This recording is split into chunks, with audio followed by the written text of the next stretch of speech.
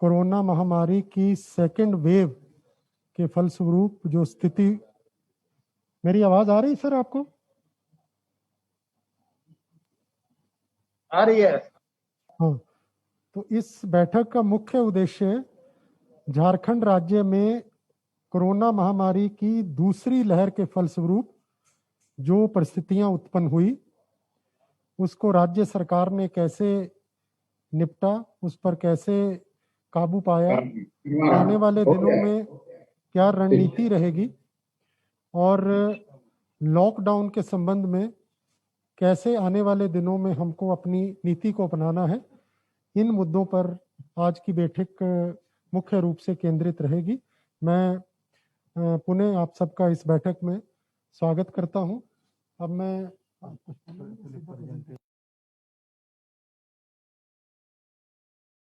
में की शुरुआत में सबसे पहले MDNRHM national rural health mission Shri Ravi Shukla ji के द्वारा एक छोटा सा प्रेजेंटेशन दिया जाएगा जिसमें राज्य की कोविड की स्थिति की जानकारी होगी। विनम्र अनुरोध होगा श्री रवि शुक्ला जी से इस प्रेजेंटेशन को प्रेजेंट करें। रवि शुक्ला जी।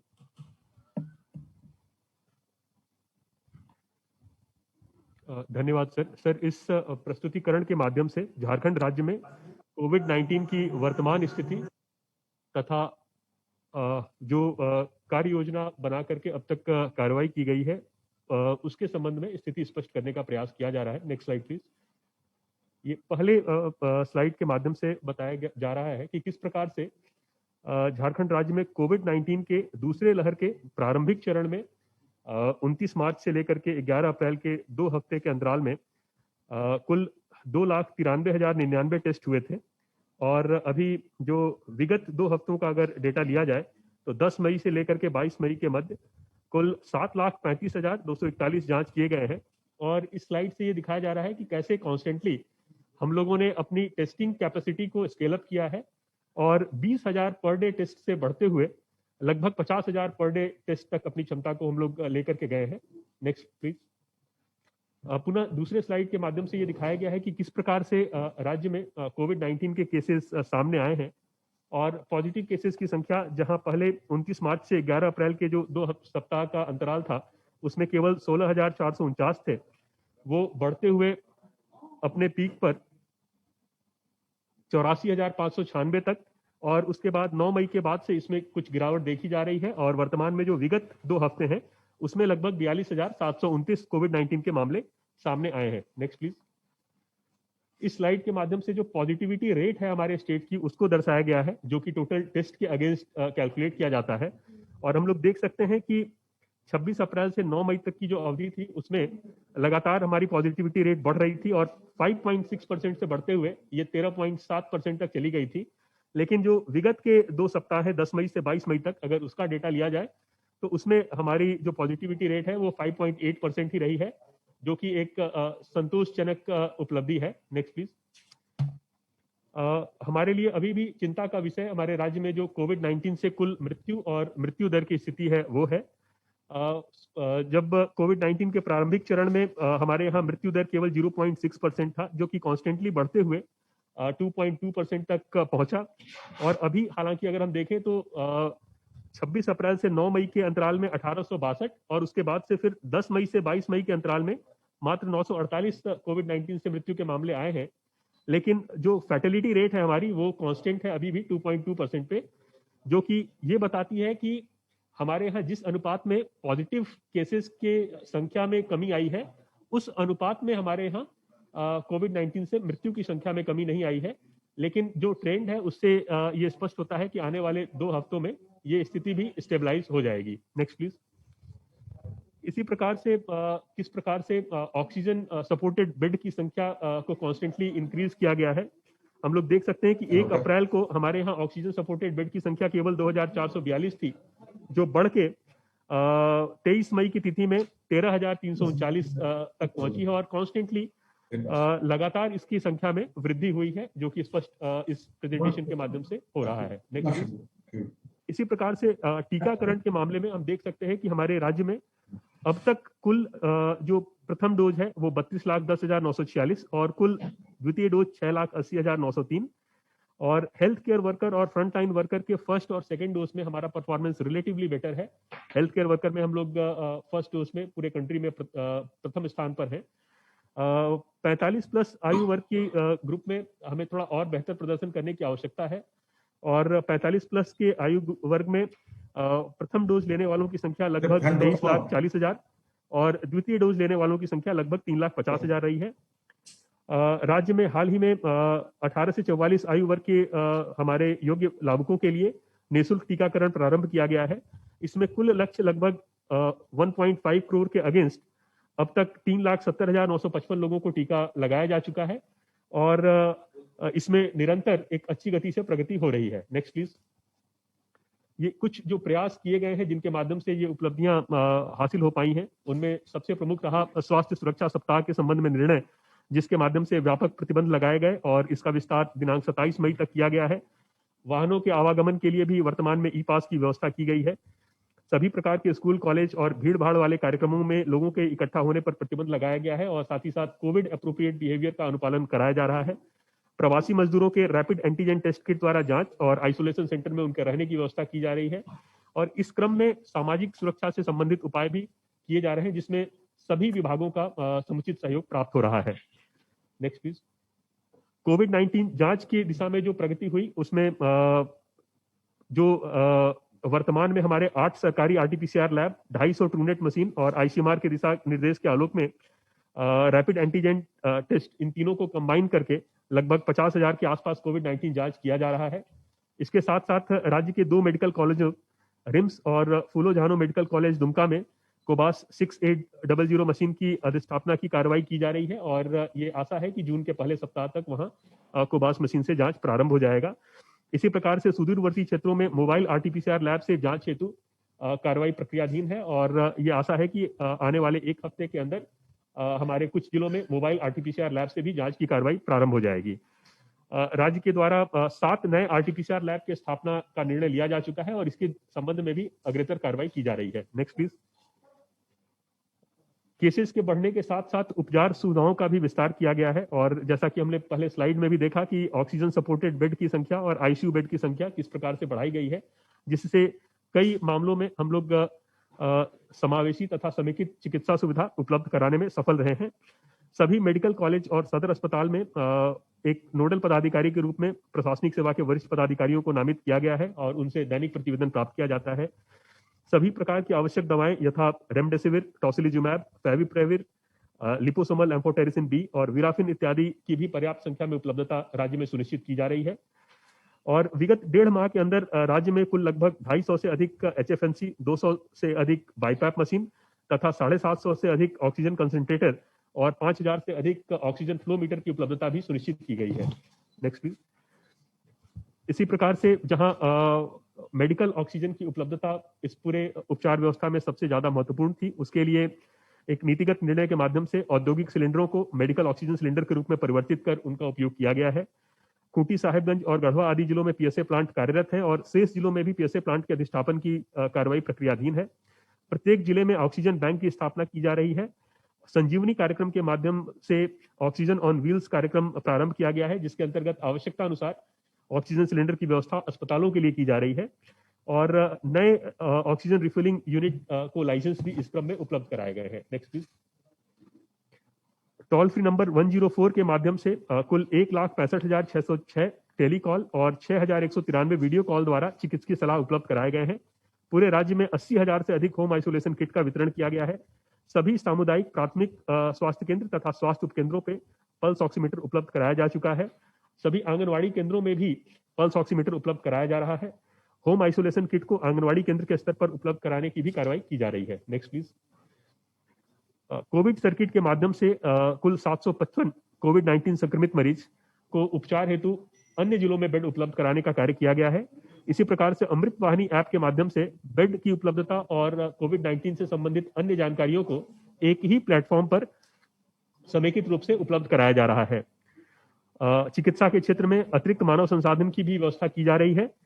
और 18 से 45 वर्ष के आयु वर्ग के लाभुकों को निःशुल्क टीकाकरण भी प्रारंभ किया जा चुका है और ये पूरे राज्य के सभी जिलों में अनवरत रूप से कार्यक्रम जारी है।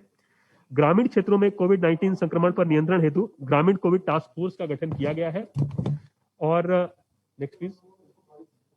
इसी प्रकार से संभावित तीसरी लहर की ससमय तैयारी हेतु प्रयास किए जा रहे हैं, जिसके अंतर्गत ब्लैक फंगस के इलाज हेतु ट्रीटमेंट प्रोटोकॉल एक्सपर्ट कमेटी का गठन तथा रिम्स रांची को एक नोडल सेंटर के रूप में नामित किया गया है।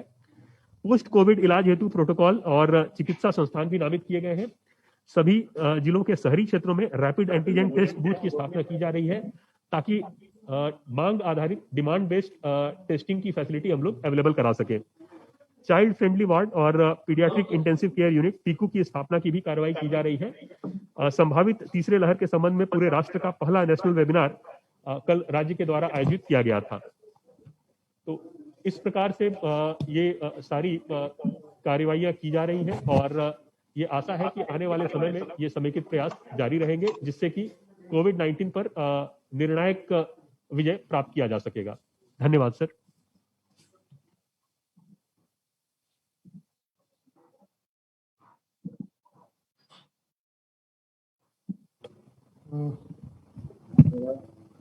थैंक यू रवि, आपने एक बहुत ब्रीफ प्रेजेंटेशन से राज्य की वर्तमान कोविड स्थिति से अवगत कराया। माननीय मंत्रीगण फील्ड से जुड़े रहे हैं, आपने अपने अपने एरिया में इस बीमारी की से कारण उत्पन्न स्थितियों को बड़े नज़दीकी से देखा है, सरकार की पहल को भी देखा है, जनता की एक्सपेक्टेशन क्या है वो भी आपने फील किया है। लॉकडाउन का कैसा असर रहा, आने वाले दिनों में इस पर क्या रणनीति होगी, इसका क्या प्रभाव पड़ा, उसको हम लोग कैसे मिटिगेट कर सकते हैं। तो इन बिंदुओं पर मेरा अनुरोध होगा कि माननीय मंत्रीगण अपने अपने विचार रखें ताकि लॉकडाउन, लाइवलीहुड और लाइफ, इनमें हम बेहतर समन्वय स्थापित कर सकें और ग्रामीण क्षेत्रों में इसके कारण जो भी परिस्थितियां उत्पन्न हुई हैं उनका हम सामना कर सकें। और खास करके सर जो ग्रामीण क्षेत्रों में अभी राज्य सरकार का फोकस है कोविड को कंट्रोल करने के लिए, उस पर भी आपके बहुमूल्य विचार जानने की इच्छा होगी। तो मैं सबसे पहले आमंत्रित करना चाहूंगा माननीय मंत्री श्री आलमगीर आलम जी को कि वे अपने विचार रखें। माननीय मंत्री श्री आलमगीर आलम जी।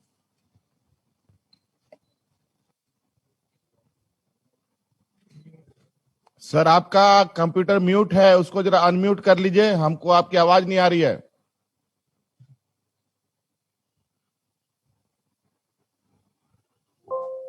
नमस्कार माननीय मुख्यमंत्री जी। हाँ नमस्कार सर, आ रही है अब, आप ठीक है, अब ठीक है। सेकंड वेव जो था ये लगभग कहा जा सकता है मेरे अपने क्षेत्र में धीरे धीरे कम हो जा रहा है। जहाँ तक ग्रामीण क्षेत्र में है, ऑल ओवर झारखंड का जो खबर हमारे विभाग के द्वारा लिया जा रहा है, उसमें हम लोग को ज्यादा काम करना पड़ेगा कि आज भी बाहर से मजदूर आ रहे हैं और उसका पहले टेस्ट होना लाजमी है, बहुत जरूरी है। ये तो हम लोग को सुनिश्चित करना पड़ेगा। जब हम ग्रामीण क्षेत्र से बाहर से जो लोग आते हैं उसको अगर हम 16 टेस्ट करा लेते हैं तो मुझे लगता है कि जो डर और भय आने वाले समय में हमको देखने को मिलेगा वो नहीं देखने को नहीं मिलेगा। इसलिए हमारा कोशिश यही रहेगी कि ग्रामीण क्षेत्र में जो भी मजदूर अभी आ रहे हैं, आगे भी आ रहेंगे, तो उसको ज्यादा और अगर जरूरत पड़े तो क्वारंटाइन भी किया जाए। तभी हमको लगता है ग्रामीण क्षेत्र में जिस तरह सेकंड फेज में हम लोग आगे बढ़े और भी हमको लगता है कि बहुत कम होगा। मेरे क्षेत्र में तो लगभग एकदम कमी हो गया पाकुड़ साहब। दूसरा कि लॉकडाउन का जो दौर चल रहा है, हाल में जब रांची में थे तो बराबर लोगों का एक फोन आ रहा था ई पास के संबंध में। मैं समझता हूँ सरकार जो पॉलिसी लिया था, जो गाइडलाइन आया था, वो बहुत ही अच्छा रहा, सराहनीय रहा। इसलिए कि हमने देखा इन 7-8 दिनों में जो आने वाले जाने वाले लोगों पर जो थोड़ा भी अंकुश लगा है, इससे हमको रिजल्ट हमें बेहतर मिला है। लेकिन ये समय हमारा 27 तारीख तक है, थर्ड चरण का जो लॉकडाउन है हम लोग का। इसके बाद मुझे लगता है कि ये लॉकडाउन और भी एक हफ्ता बढ़ाया जाए। हमारा अपना सुझाव जो है कि कम से कम आने वाले समय में 27 तारीख के बाद फिर हम लोग उसका समीक्षा करने के बाद अगर जरूरत पड़े 7 दिन से अगर बढ़ाना है वो तो आगे बढ़ाएंगे, लेकिन इसका कम से कम एक हफ्ता और भी इसको माने बढ़ाया जाना उचित रहेगा। दूसरा है कि ई पास और इंटरसिटी इंटर स्टेट में एक हल्का पास जो हम लोग दे रहे हैं, उस पास में तो पहले हमको लगता है कि बहुत लंबा चौड़ा गड़बड़ी है। अभी ई पास इंटर स्टेट में देने के लिए एक नियम भी बनाना जरूरी है, जो हमको कोई बोल रहा है कि कुछ निकला है, हमको जानकारी उसके बारे में नहीं है, कि पोर्टल में डालने के बाद कोई भी नंबर में किसी को भी मिल जाता था। कहाँ पर यह भी हमें समाचार मिला, एक एक घर में 4-4, 5 ई पास बना लिया है। तो उसमें भी हमें देखना जरूरी है कि बेवजह खाली घूमने के लिए पास बनाना कोई रीजन होनी चाहिए, इस पर भी हमको देखना चाहिए। अगर हम लोग इस तरह लॉकडाउन को अगर सटा पालन करें और ग्रामीण क्षेत्र में जो लग रहा था कि आने वाले समय में ज्यादा जो महामारी फैलेगा, लोग को दिखाया जाएगा, उस क्षेत्र में बहुत हद तक हमें तो लगता है कम हुआ है। लेकिन हमारा आने जाने का जो व्यवस्था है, जो हम लोग बार बार बोलते हैं ग्रामीण क्षेत्र में टास्क फोर्स हम बनाएं, शायद ही लोगों को जानकारी है। पूरे अगर राज्य में देखा जाए, किसी भी आदमी को आप पूछ लिया जाए, वो नहीं बता पाएंगे जो ग्रामीण टास्क फोर्स कहाँ है, कौन है, किसको क्या समीक्षा कर रही है, इसको जानकारी नहीं है। हमारे विभाग के जैसे इसके विभाग से और आंगनबाड़ी सेंटर ट्राई करके जो काम अभी शुरुआत किया है, लेकिन सब जगह अभी भी झारखंड के हर पंचायत में अभी शुरुआत नहीं हुआ है। उसको भी जल्द से जल्द शुरुआत करके उसको भी रिपोर्ट लेनी चाहिए, ताकि उस रिपोर्ट के आधार पर ग्रामीण क्षेत्र में जो कमी है, हम कह रहे हैं कि हमने बहुत पहले ही हम लोग बोल दिए थे कि आंगनबाड़ी सेविका जो है उसके साथ में 7 मेंबर्स रहेंगे, जैसे JSLPS के सखी मंडल का एक मेंबर्स हो गया, जलसैया हम लोग बोलते हैं उसका, और भी 1-2 करके 6-7 कमेटी बनाया जाएगा। कहीं कहीं जिला से जो हमको खबर आया कि हर एक आंगनबाड़ी सेंटर में आपका कुछ सामान दिया गया है, जो 15% का 10% का जो बचता था उसी का था। लेकिन बहुत ऐसा जिला है जो ग्रामीण क्षेत्र में अभी तक ना ऑक्सीमीटर पहुंचा, ना टेम्परेचर का जो नापने का मशीन या सैनिटाइज या मास्क कुछ भी नहीं पहुंचा है। तो मुझे लगता है कि उस पर भी हमें ध्यान देनी होगी। जो सरकार ने जो नियम बनाया और जो सेविका के माध्यम से हर एक आंगनबाड़ी सेंटर में एक पंचायत में 8 या 10 आंगनबाड़ी सेंटर होता है, तो अगर वैसा हम लोग करते हैं, मेडिसिन अभी तक नहीं पहुंचा, मेडिसिन हमें जल्द से जल्द पहुंचाना चाहिएगा। खांसी, सर्दी, जुकाम, जो भी हल्का फुल्का महामारी बीमारी होता है उसको हम लोग देखें। तो मुझे लगता है कि मिला जुला कर ये हम कहेंगे कि ग्रामीण क्षेत्र में हमें ध्यान देनी होगी, और आने वाले समय में जो लॉकडाउन के जो स्तर में हम लोग जो 3 फेज में जो काम किए हैं, ये प्रशासन से लेकर सारे लोग को हम धन्यवाद देना चाहिए। बहुत अच्छी काम हुई है, और हमें लगता है कि लॉकडाउन और भी 7 दिन तो इजाफा बढ़ाना चाहिए। धन्यवाद। बहुत बहुत धन्यवाद सर, बहुत बहुत धन्यवाद। धन्यवाद सर। अब मैं आमंत्रित करना चाहूंगा माननीय मंत्री श्री रामेश्वर उरांव जी को कि वे अपने विचार व्यक्त करें। माननीय मंत्री श्री रामेश्वर उरांव जी। नमस्कार, और सीए साहब धन्यवाद आपको इनवाइट करने के लिए। आलमगीर साहब आलम जो बताए उसको रिपीट नहीं करना चाहेंगे, वो बात सही है। देखिए, ये सच्चाई है कि शहरों में हम जूझे इस कोरोना वायरस से, बहुत बढ़िया जूझे, तारीफ हो रही है। रांची में जूझे, जमशेदपुर में जूझे, करे अच्छा से जूझे, लेकिन कहीं न कहीं हम रूरल एरिया में ऐसा नहीं कर पाए। ये और ये झारखंड जो है कि ग्रामीण इलाका इसमें ज्यादा है, 22-23% के शहर में रहते हैं, बाकी सब देहात में रहते हैं।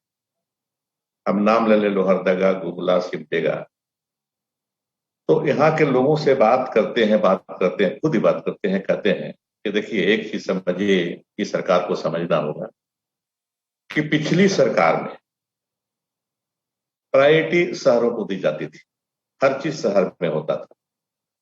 हम इस सरकार से उम्मीद करते हैं कि अब प्राथमिकता देहातों में दी जाएगी, ग्रामीण इलाके में दी जाएगी। ग्रामीण जिले जो हैं उनके मुख्यालयों में, मुख्यालय के हॉस्पिटल में उनको प्राथमिकता दी जाएगी। वहां हमको रांची नहीं जाना पड़े। हम हजारीबाग में रहें, हम गुमला रहें, सिमडेगा रहें, लातेहार रहें, गढ़वा रहें, इस सब में हमारी व्यवस्था हो जाए। हमको दौड़ के जो जाना पड़ता है, लाइन लगाना पड़ता है रांची में, रांची को हॉस्पिटल्स में, वो हमको उससे निजात मिलेगा, ऐसे उम्मीद लोग किए हुए थे। और हमको अब समय आ रहा है, ठीक है, समय तुरंत नहीं हो पाएगा और समय भी सरकार को नहीं मिला है। साल भर तो इसी तरह से इसी समस्या से जूझ रहे हैं हम। ये सब समझते, हम समझाते हैं लोगों को। हेलो, हाँ, समझाते हैं कि भैया देख रहे हो कि साल भर हम लोग पिछले मार्च से अभी इस मार्च अप्रैल मई होने जा रहा है, हम तो इसी समस्या से जूझ रहे हैं। हमें समय कहाँ मिला है कि ये जो समस्या बोल रहे हैं उसको कर पाए। तो इसको हमको समझना पड़ेगा। दूसरा, जो रेस्ट्रिक्शंस लगे हैं इस पीरियड में, अच्छे हैं, सबों ने तारीफ किया। और आलमगीर आलम साहब से भी सुबह हमारी बात हुई और हम कहेंगे कि बहुत से लोगों से, जिला जिला से मैंने कम से कम कांग्रेस के जिला अध्यक्षों से, सभी एमएलए से बात किया है और सबकी राय है कि रेस्ट्रिक्शंस ठीक है, ये सराहनीय है, सरकार ने अच्छा किया है। इससे कोविड-19 का जो रेट था वो कम हुआ है। मृत्यु दर पर तो बता रहे थे रविशंकर जी, वो सब तो ठीक ही है। लेकिन कुछ लोगों ने प्रश्न किया, ये बताइए कि लोग इतने मर गए, 2000 मर गए, 2500 मरे, सारी कपड़े के दुकान बंद है, कफन कहां से ले रहे हैं? चोरी से ले रहे हैं। आज 4 गुना 5 गुना दाम देना पड़ रहा है। अगर सरकार इसको नोटिफाई कर दे दुकानों को कि इस दुकान से आप ले सकते हैं पूरे झारखंड राज्य में, तो मेरे ख्याल से लोगों को सुविधा होगी। इस पर हमको विचार करना है। दूसरा, लोगों ने कहा कि आपने सड़क में लोगों को तो रोक रखा है, ई पास दे करके, पुलिस लगा करके, लेकिन समारोह जो हो रहे हैं गांव देहात में, शादी हो रहे हैं, आप दिए हैं 11 आदमी का, लेकिन कोई भी शादी में चले जाइए आप गांव देहात में, 500 से 250, 300, 500 जो भी हो, कम नहीं रहता है। उसको रेस्ट्रिक्ट करने के लिए, उसको लागू करने के लिए आपका कहाँ व्यवस्था है? कोई व्यवस्था नहीं है। तो गांव देहात में तो उसी तरह से भीड़ शादी के नाम पर और समारोह के नाम पर अभी भी चलते हैं। तो इसको हमको देखना है। ये और ये व्यवस्था आपका अपने, तो ये कहेंगे हम, फिर कहा कि साग सब्जी के लिए बादल जिस पर ज्यादा बोलेंगे। गांव से लोग बोलते हैं कि देखिए हमारा तो बर्बाद हो गया है, पेपर में भी छपा, तरबूज वगैरह खेत में, गढ़वा वगैरह में ऐसे पड़ा हुआ है, कोई लेने वाला नहीं, कोई आ नहीं रहा लेने के लिए, गाड़ियां आ नहीं रही, कोई ग्राहक नहीं मिल रहा है। इस पर ध्यान देना पड़ेगा। इकोनॉमी का सीएस साहब आपने बढ़िया कहा, लाइफ एंड लाइवलीहुड दोनों पर ध्यान देना पड़ेगा। लेकिन लाइवलीहुड रूरल इलाके में, एग्रीकल्चर में खास करके बहुत हम नहीं कर पाए, ये मानना पड़ेगा। और समय है इस पीरियड में हम करें, क्योंकि इसके बाद तो मौसम खत्म हो जाएगा। ये हमको देखना है। ठीक कहा आलमगीर आलम साहब ने, माइग्रेटेड जो लेबर्स हैं वो बाहर से आए हैं, उनका टेस्ट नहीं हुआ है, सभी जानते हैं हम लोग, लेकिन आ करके बीमारी फैलाए, जगह जगह फैलाए हैं। सर्दी खांसी जहां पूछते हैं जान पहचान के लोग कैसे हो, तो बोला सर्दी खांसी हो गई है, सांस थोड़ा रुक जाता है बीच बीच में, लेकिन अब ठीक हो रहे हैं। ये सब चल रहा है। तो हम ये रिक्वेस्ट करेंगे कि रूरल इलाके के जो अस्पताल हैं उसको मजबूत किया। ये अब शिकायत करने लगे कि देखिए सब रांची में हो रहा है, औरंगाबाद का आदमी, अब सर्दी खांसी हमको है, गए अस्पताल में, तब ताला लगा हुआ है, कोई डॉक्टर नहीं है। पूछे कि डॉक्टर कहाँ है, तो बोला कि डिप्रेशन में चले गए रांची। तो हम कहाँ जाएं? सर्दी खांसी की दवा लेने के लिए रांची जाएंगे क्या? हमारे यहाँ भी, हमारे यहाँ तो व्यवस्था होनी चाहिए। इस सबको हमको देखना है, ये देखना। फिर हम वैक्सीनेशन पर एक जगह जगह भ्रम फैलाया गया, लोग नहीं आ रहे हैं, बात सही है, लेकिन मेरा ख्याल है कि अगर हम टारगेट ग्रुप बना के करें तो सफलता मिलेगी। जैसे हमारे यहाँ टीचर्स हैं, हम उनको कहें कि आप पहले लीजिए। हमारे यहाँ पीडीएस के, हमारे विभाग को ही ले लें, पीडीएस के डीलर हैं, हम कहें कि तो अगर पीडीएस का तुम अगर अपने परिवार के साथ डोज नहीं लोगे वैक्सीनेशन का, तो तुम्हारा लाइसेंस रद्द करने पर विचार करेगी सरकार। इसे टारगेट करना पड़ेगा। सरकारी कर्मचारी हैं, वो उनको हम देंगे, टारगेट ग्रुप बना करके उनको देंगे। इस तरह से वैक्सीनेशन तो बढ़ाना पड़ेगा। दवा तो दो ही है, या तो आप लॉकडाउन करके रिस्ट्रिक्शन लगा करके लोगों को मिलना जुलना बंद कर दें, और नहीं तो दूसरा कि वैक्सीनेशन दें। वैक्सीनेशन देने के लिए टारगेट ग्रुप बनाना पड़ेगा। देर सवेर हमको इस पर विचार करना है। तो ज्यादा नहीं बोलते हुए मैं यही कहूंगा कि पोस्ट कोविड के बारे में रविशंकर जी बता रहे थे कि अन्य राज्यों में देख रहे थे फिजियोथेरेपी का जगह जगह केंद्र खोल रही है। हरियाणा में खोल दिया, उत्तर प्रदेश में भी खुला है फिजियोथेरेपी का। देखिए, मुझे भी कोविड हुआ है।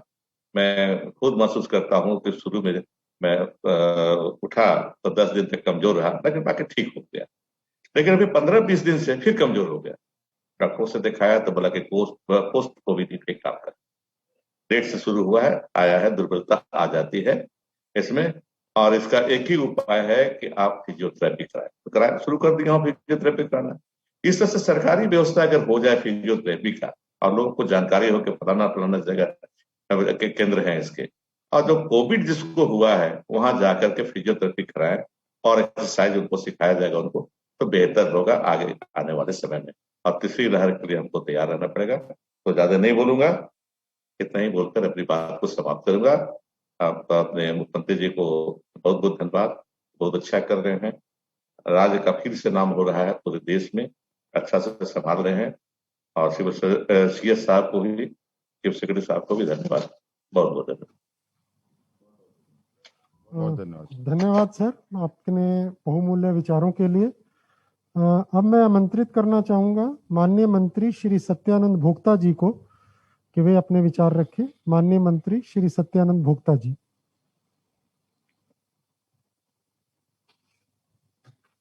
जोहार सर, जोहार जोहार।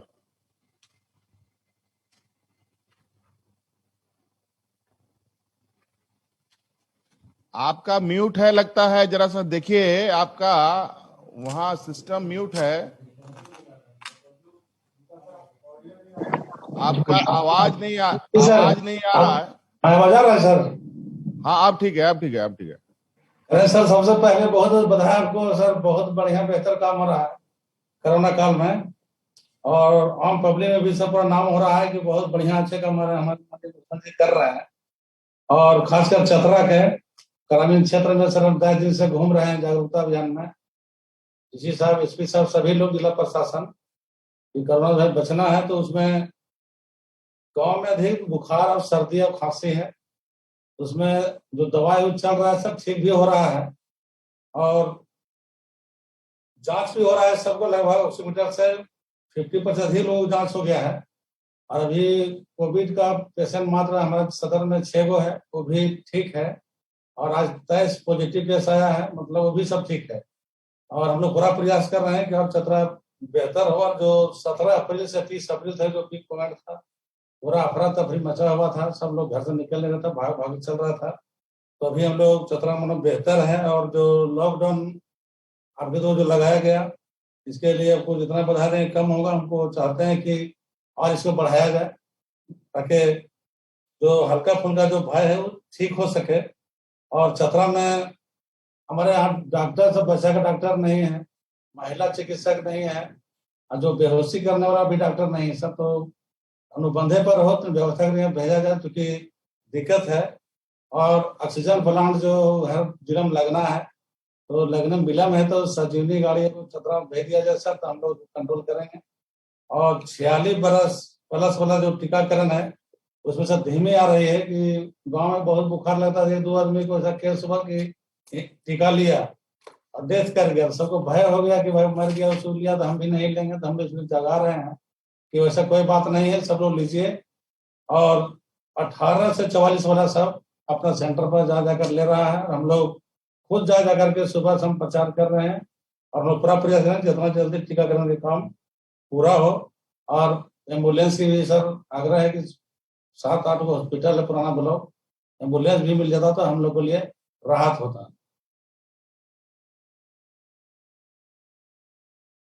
और अभी चतरा कहा जाए तो मतलब बेहतर अभी ठीक ठाक है सर। माननीय मंत्री जी, आपके चतरा जिले में ऑक्सीजन प्लांट लगना था हॉस्पिटल में, वो क्या पूरा हुआ?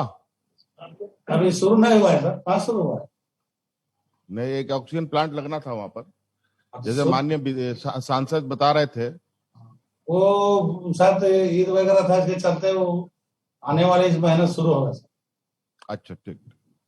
बाकी सब ठीक है सर, कोई दिक्कत नहीं। राशन वगैरह भी हम लोग बंटवा रहे हैं, घूम भी रहे हैं और प्रचार भी कर रहे हैं और सबको इंजेक्शन भी दिलवा रहे हैं। नहीं नहीं, बहुत बहुत धन्यवाद, बहुत बहुत धन्यवाद। धन्यवाद सर। धन्यवाद। अब मैं आमंत्रित करना चाहूंगा माननीय मंत्री श्री चंपई सोरेन जी को कि वे अपने विचार कोविड और लॉकडाउन के संबंध में रखें। माननीय मंत्री श्री चंपई सोरेन जी।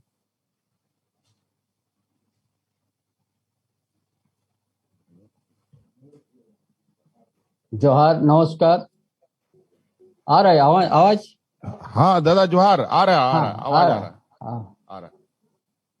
तो जहां तक सरायकेला जिला का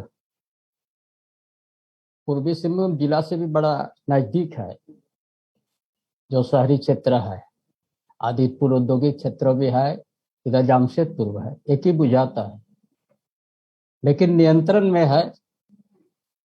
और ग्रामीण क्षेत्र में जो बहुत ज्यादा चर्चा में आ गया था कि कोरोना बढ़ने का, फिलहाल उस तरह का नहीं है। जो सर्दी बुखार और कुछ ऐसा जो होते रहता है सीजन में, आप दवाई की व्यवस्था होने के बाद ऐसा गांव के ऐसा कोई परिस्थिति सामने नहीं आ रहा है कि अभी बढ़ रहा है।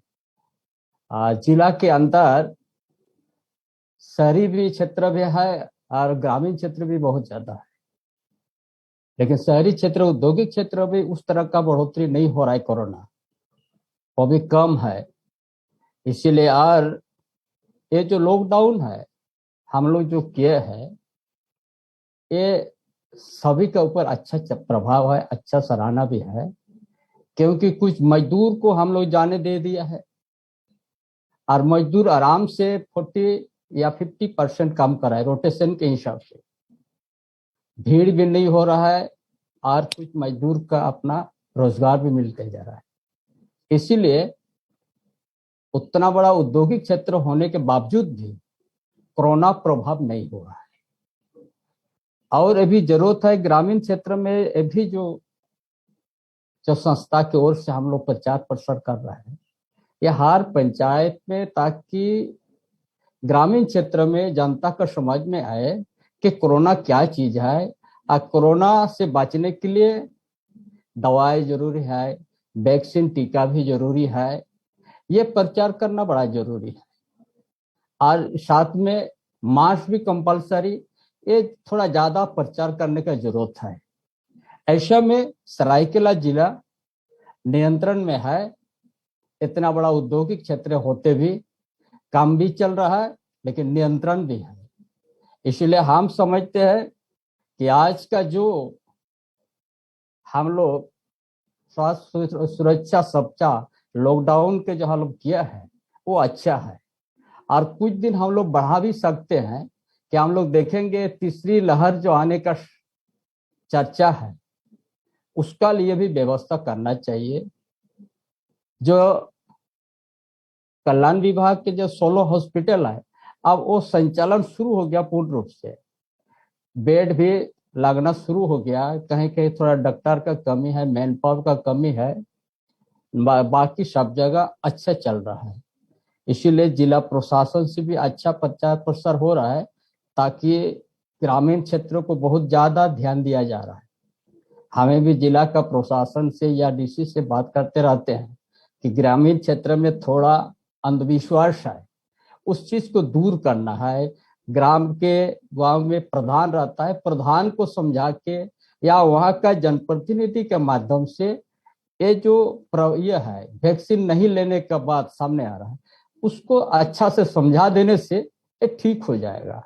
इसी तरफ से गांव की जनता के बीच में इसको प्रचार करके ग्राम प्रधान या वहां का जनप्रतिनिधि जो है उसका माध्यम से प्रचार करे, ताकि वहां का आदमी वैक्सीन लेने में पीछे नहीं हटे।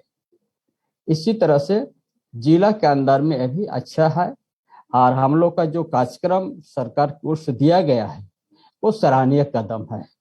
इसीलिए हम चाहेंगे और कुछ दिन हम लोग इसको अध्ययन करें, ताकि हम लोग जो महामारी बहुत तेजी से बढ़ रहा था अब नियंत्रण में है।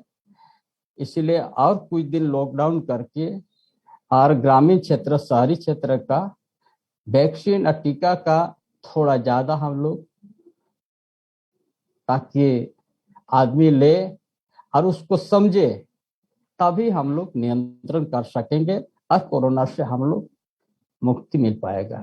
तो ज्यादा कुछ नहीं कहा कि कुछ दिन के लिए और हम लोग एक बार लॉकडाउन करें, और इसी तरह का संपूर्ण लॉकडाउन में ये भी जैसा हम लोग मिनी लॉकडाउन है उसी तरह हम लोग को करना चाहिए, और उसी का अच्छा प्रभाव है, मजदूर को भी राहत है।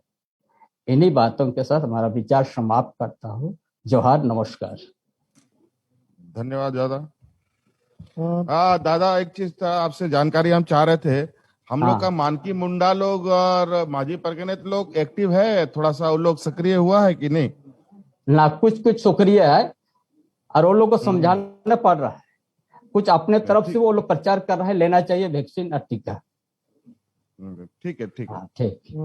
धन्यवाद सर धन्यवाद। अपने बहुमूल्य विचारों के लिए। और आपने ये बड़ी सुखद बात कही कि ग्रामीण क्षेत्रों में भी अब ये कोरोना नियंत्रण में आ रहा है। शुरू में जो पैनिक था उसमें कमी आई है। बहुत बहुत धन्यवाद सर।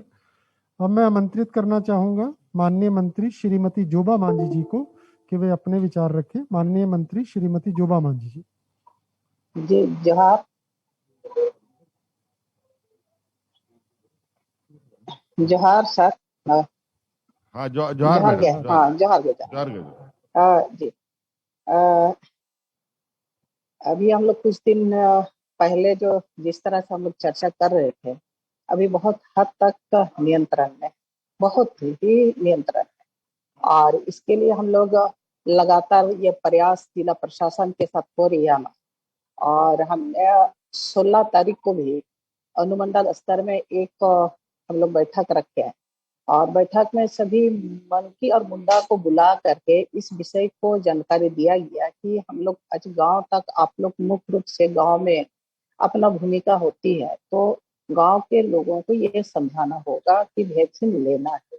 और यहाँ से ये हम लोग ने गाइडलाइन दिया गया है जो सरकार स्तर से होता है, उसी को ही हम लोग ने कहा कि गांव में जा करके गांव वालों को ये समझाना है। और जो बुखार है, सर्दी खांसी जो अभी वर्तमान में चल रही थी, अभी बहुत हद तक तो नियंत्रण है, फिर भी यदि वैसा लोग हैं तो उनको चिन्हित किया जाएगा, और जो लोग स्वस्थ हैं, बिल्कुल ठीक है, तो उनको वैक्सीन देने का प्रेरित किया जाए।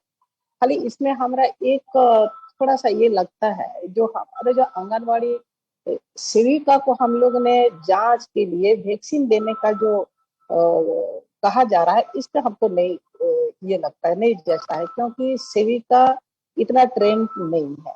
किस तरह से उसको जांच करेगी, वैक्सीन देगी, कहीं ऐसा ना हो कि गलत इसका प्रतिफल हो, थोड़ा सा हमको ऐसा लगता है। और इस जिला में लगभग हम लोग का बहुत ही हद तक नियंत्रण में है। खाली पदाधिकारियों का जिला स्तर में जो बड़े पदाधिकारी होते हैं, ये हमारे जिला में बहुत कमी है, बहुत ही ज्यादा कमी है। और इस कमी को यदि हम लोग करेंगे तो ये जो कोरोना को जो जिस रफ्तार से इसको काम करना चाहिए, उसमें भी हम लोग को सहायक होगा। अब जिला में लगभग हमारे सभी पद मेरे को मैंने जिला में खाली है। एडीसी खाली है, डीएसडी का जो डायरेक्टर वो भी खाली है। सब कहने का मतलब एग्जीक्यूटिव मजिस्ट्रेट है जो हमारा 16 को 16 ही खाली है। जितना हमारा जिला में सीओ अब 18 ब्लॉक पे हमारा 13 का 13 खाली है, वीडियो खाली है। तो हम लोग काम किससे कराएंगे? थोड़ा सा इसमें परेशानी हो रही है, लेकिन फिर भी प्रशासन जो अभी है वो लोग लगे हैं, और लगे हम लोग सबको ही लगे हैं, जितना जन प्रतिनिधि हम लोग भी लगे हुए हैं कि इसको नियंत्रण करना है और गांव के लोगों को जागरूक करना है। ये हम लोग लगे हुए हैं। तो पहले जैसा था उससे बहुत अभी सुखद है और अच्छा संकेत है। खाली सेविकाओं के लिए थोड़ा सा विचार किया जाए, क्योंकि इन लोग जांच और जो वैक्सीन जो दे रहे हैं इसमें थोड़ा सा हमको नहीं लगता है कि इन लोग से इस तरह का काम कराए। मदद करेंगे ये लोग, हर अपना पोषक क्षेत्र में जाएंगे, गांव के जो उनका जो महिला हो, बच्चे हो, बुजुर्ग हो, सबको ये करेंगे, लेकिन खाली जांच और उसमें जो वैक्सीन देने का काम होगा उससे इन लोग को थोड़ा सा विचार किया जाए। वैक्सीन मंत्री जी, आंगनबाड़ी सेविका सहायिका को नहीं है, उनको वैक्सीन लगाने का परमिशन नहीं है, लेकिन उनको हम लोग टीम बनाए हैं, जो हम अभी आपको थोड़ी देर के बाद बताएंगे। उस टीम का सदस्य के रूप में उन लोग हैं। नहीं, वो है, लेकिन इन लोग को कह रहे हैं कि एक दो जगह से इन लोग का कहना है कि देखिए ना, हम लोग को इस तरह से बोला जा रहा है। हम बोले एकदम नहीं, आप लोग वैक्सीनेशन तो कम नहीं करना है। नहीं, जांच भी ये लोग कर रही है, जांच का भी थोड़ा सा हमको नहीं लगता है कि हम आपको अभी थोड़ी देर में वो पूरा जो हम लोग पंचायत के लिए जो ड्राइव चलाने की बात कर रहे हैं वो हम आपको बताएंगे अभी तुरंत थोड़ी देर में। हम अपनी बातों में रखेंगे और उसकी जानकारी। और आपका मैडम, चूंकि ज्योग्राफिकल कंडीशन, आपका भौगोलिक जो जगह है काफी उतार चढ़ाव है, लोगों में वहां पर कोई अंदरूनी कोई मृत्यु का विषय, ये सब चीजें तो खबरों को आप लोगों के पास कुछ आती है क्या? बिल्कुल बिल्कुल बिल्कुल। इसमें वो जो जिस दिन हम लोग ने बात कर रहे थे, वो तो हम लोग एकदम ऐसी सरकारी आंकड़ा हम लोग दे रहे थे। बहुत कोई ऐसा नुकसान हुआ है जो कि उसको हम लोग सरकारी रजिस्टर में एंट्री नहीं किया। दूसरा नहीं, और बिल्कुल, एक हम एक चीज और आपको काटते हैं। हमको थोड़ा सा जानकारी मिली है, क्योंकि चाईबासा, सरायकेला, इन सब क्षेत्रों में जो मजदूर थे वो अधिकतर महाराष्ट्र के क्षेत्रों में थे, ठीक है। और वो लोग, कुछ लोगों का वापसी आना हुआ है, और महाराष्ट्र का जो कोरोना म्यूटेंट था वो काफी थोड़ा सा घातक था। और हमको ये जानकारी अंदरूनी ये सब पता चला है कि उधर पर लोगों की कुछ मृत्यु हुई है। और हम चाहेंगे कि आप सब लोग, जितने भी हमारे मंत्रीगण हैं, और अभी हम माननीय विधायकों के से भी आग्रह करेंगे कि हम लोगों के क्षेत्र में, चूंकि हम लोग सब लोग जनप्रतिनिधि हैं, हमारे विधानसभा में किसी की मृत्यु होती है तो हमें तुरंत फोन आता है कि भाई फलना मर गया, उनको कुछ मदद चाहिए। तो हम लोग अपने सुविधा के अनुरूप उनको मदद भी करते हैं।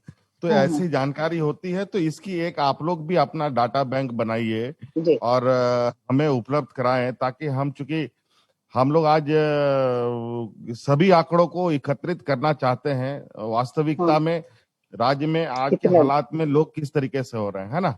जी जी जी। इसमें और एक चीज थोड़ा सा इस जिला के लिए ये करना होगा, ये जो ऑनलाइन रजिस्ट्रेशन जो लोग कर रहे हैं वो 18+ वाला, इधर ऑनलाइन नहीं हो पा रहा है, और बाहर से लोग ऑनलाइन करके अपना नाम दर्ज कर देते हैं। जब सेंटर में लोग जाते हैं तो उसमें नहीं मिल पा रहा है लोकल को। उसका भी हम रास्ता निकाल दिए हैं। उसका भी हम लोगों ने रास्ता ऑफलाइन हो जाएगा, तो जितने भी 18+ के लोग नौजवान है, उन लोग अपना वैक्सीनेशन ले सकते हैं। गांव में इंटरनेट नहीं है, असल में ये दिक्कत है हम लोग का। जी जी जी जी, इनको सुधारा जाए, बस इतने ही। जी जी जी, ठीक, थैंक यू, धन्यवाद धन्यवाद धन्यवाद मैडम जी। आपका जो एरिया है बहुत टफ है, बहुत भीड़ है, वहां पर हम लोगों को और भी सजग रहने की आवश्यकता है। धन्यवाद। अब मैं आमंत्रित करना चाहूंगा माननीय मंत्री श्री बन्ना गुप्ता जी को कि वे अपने विचार रखें। माननीय मंत्री श्री बन्ना गुप्ता जी।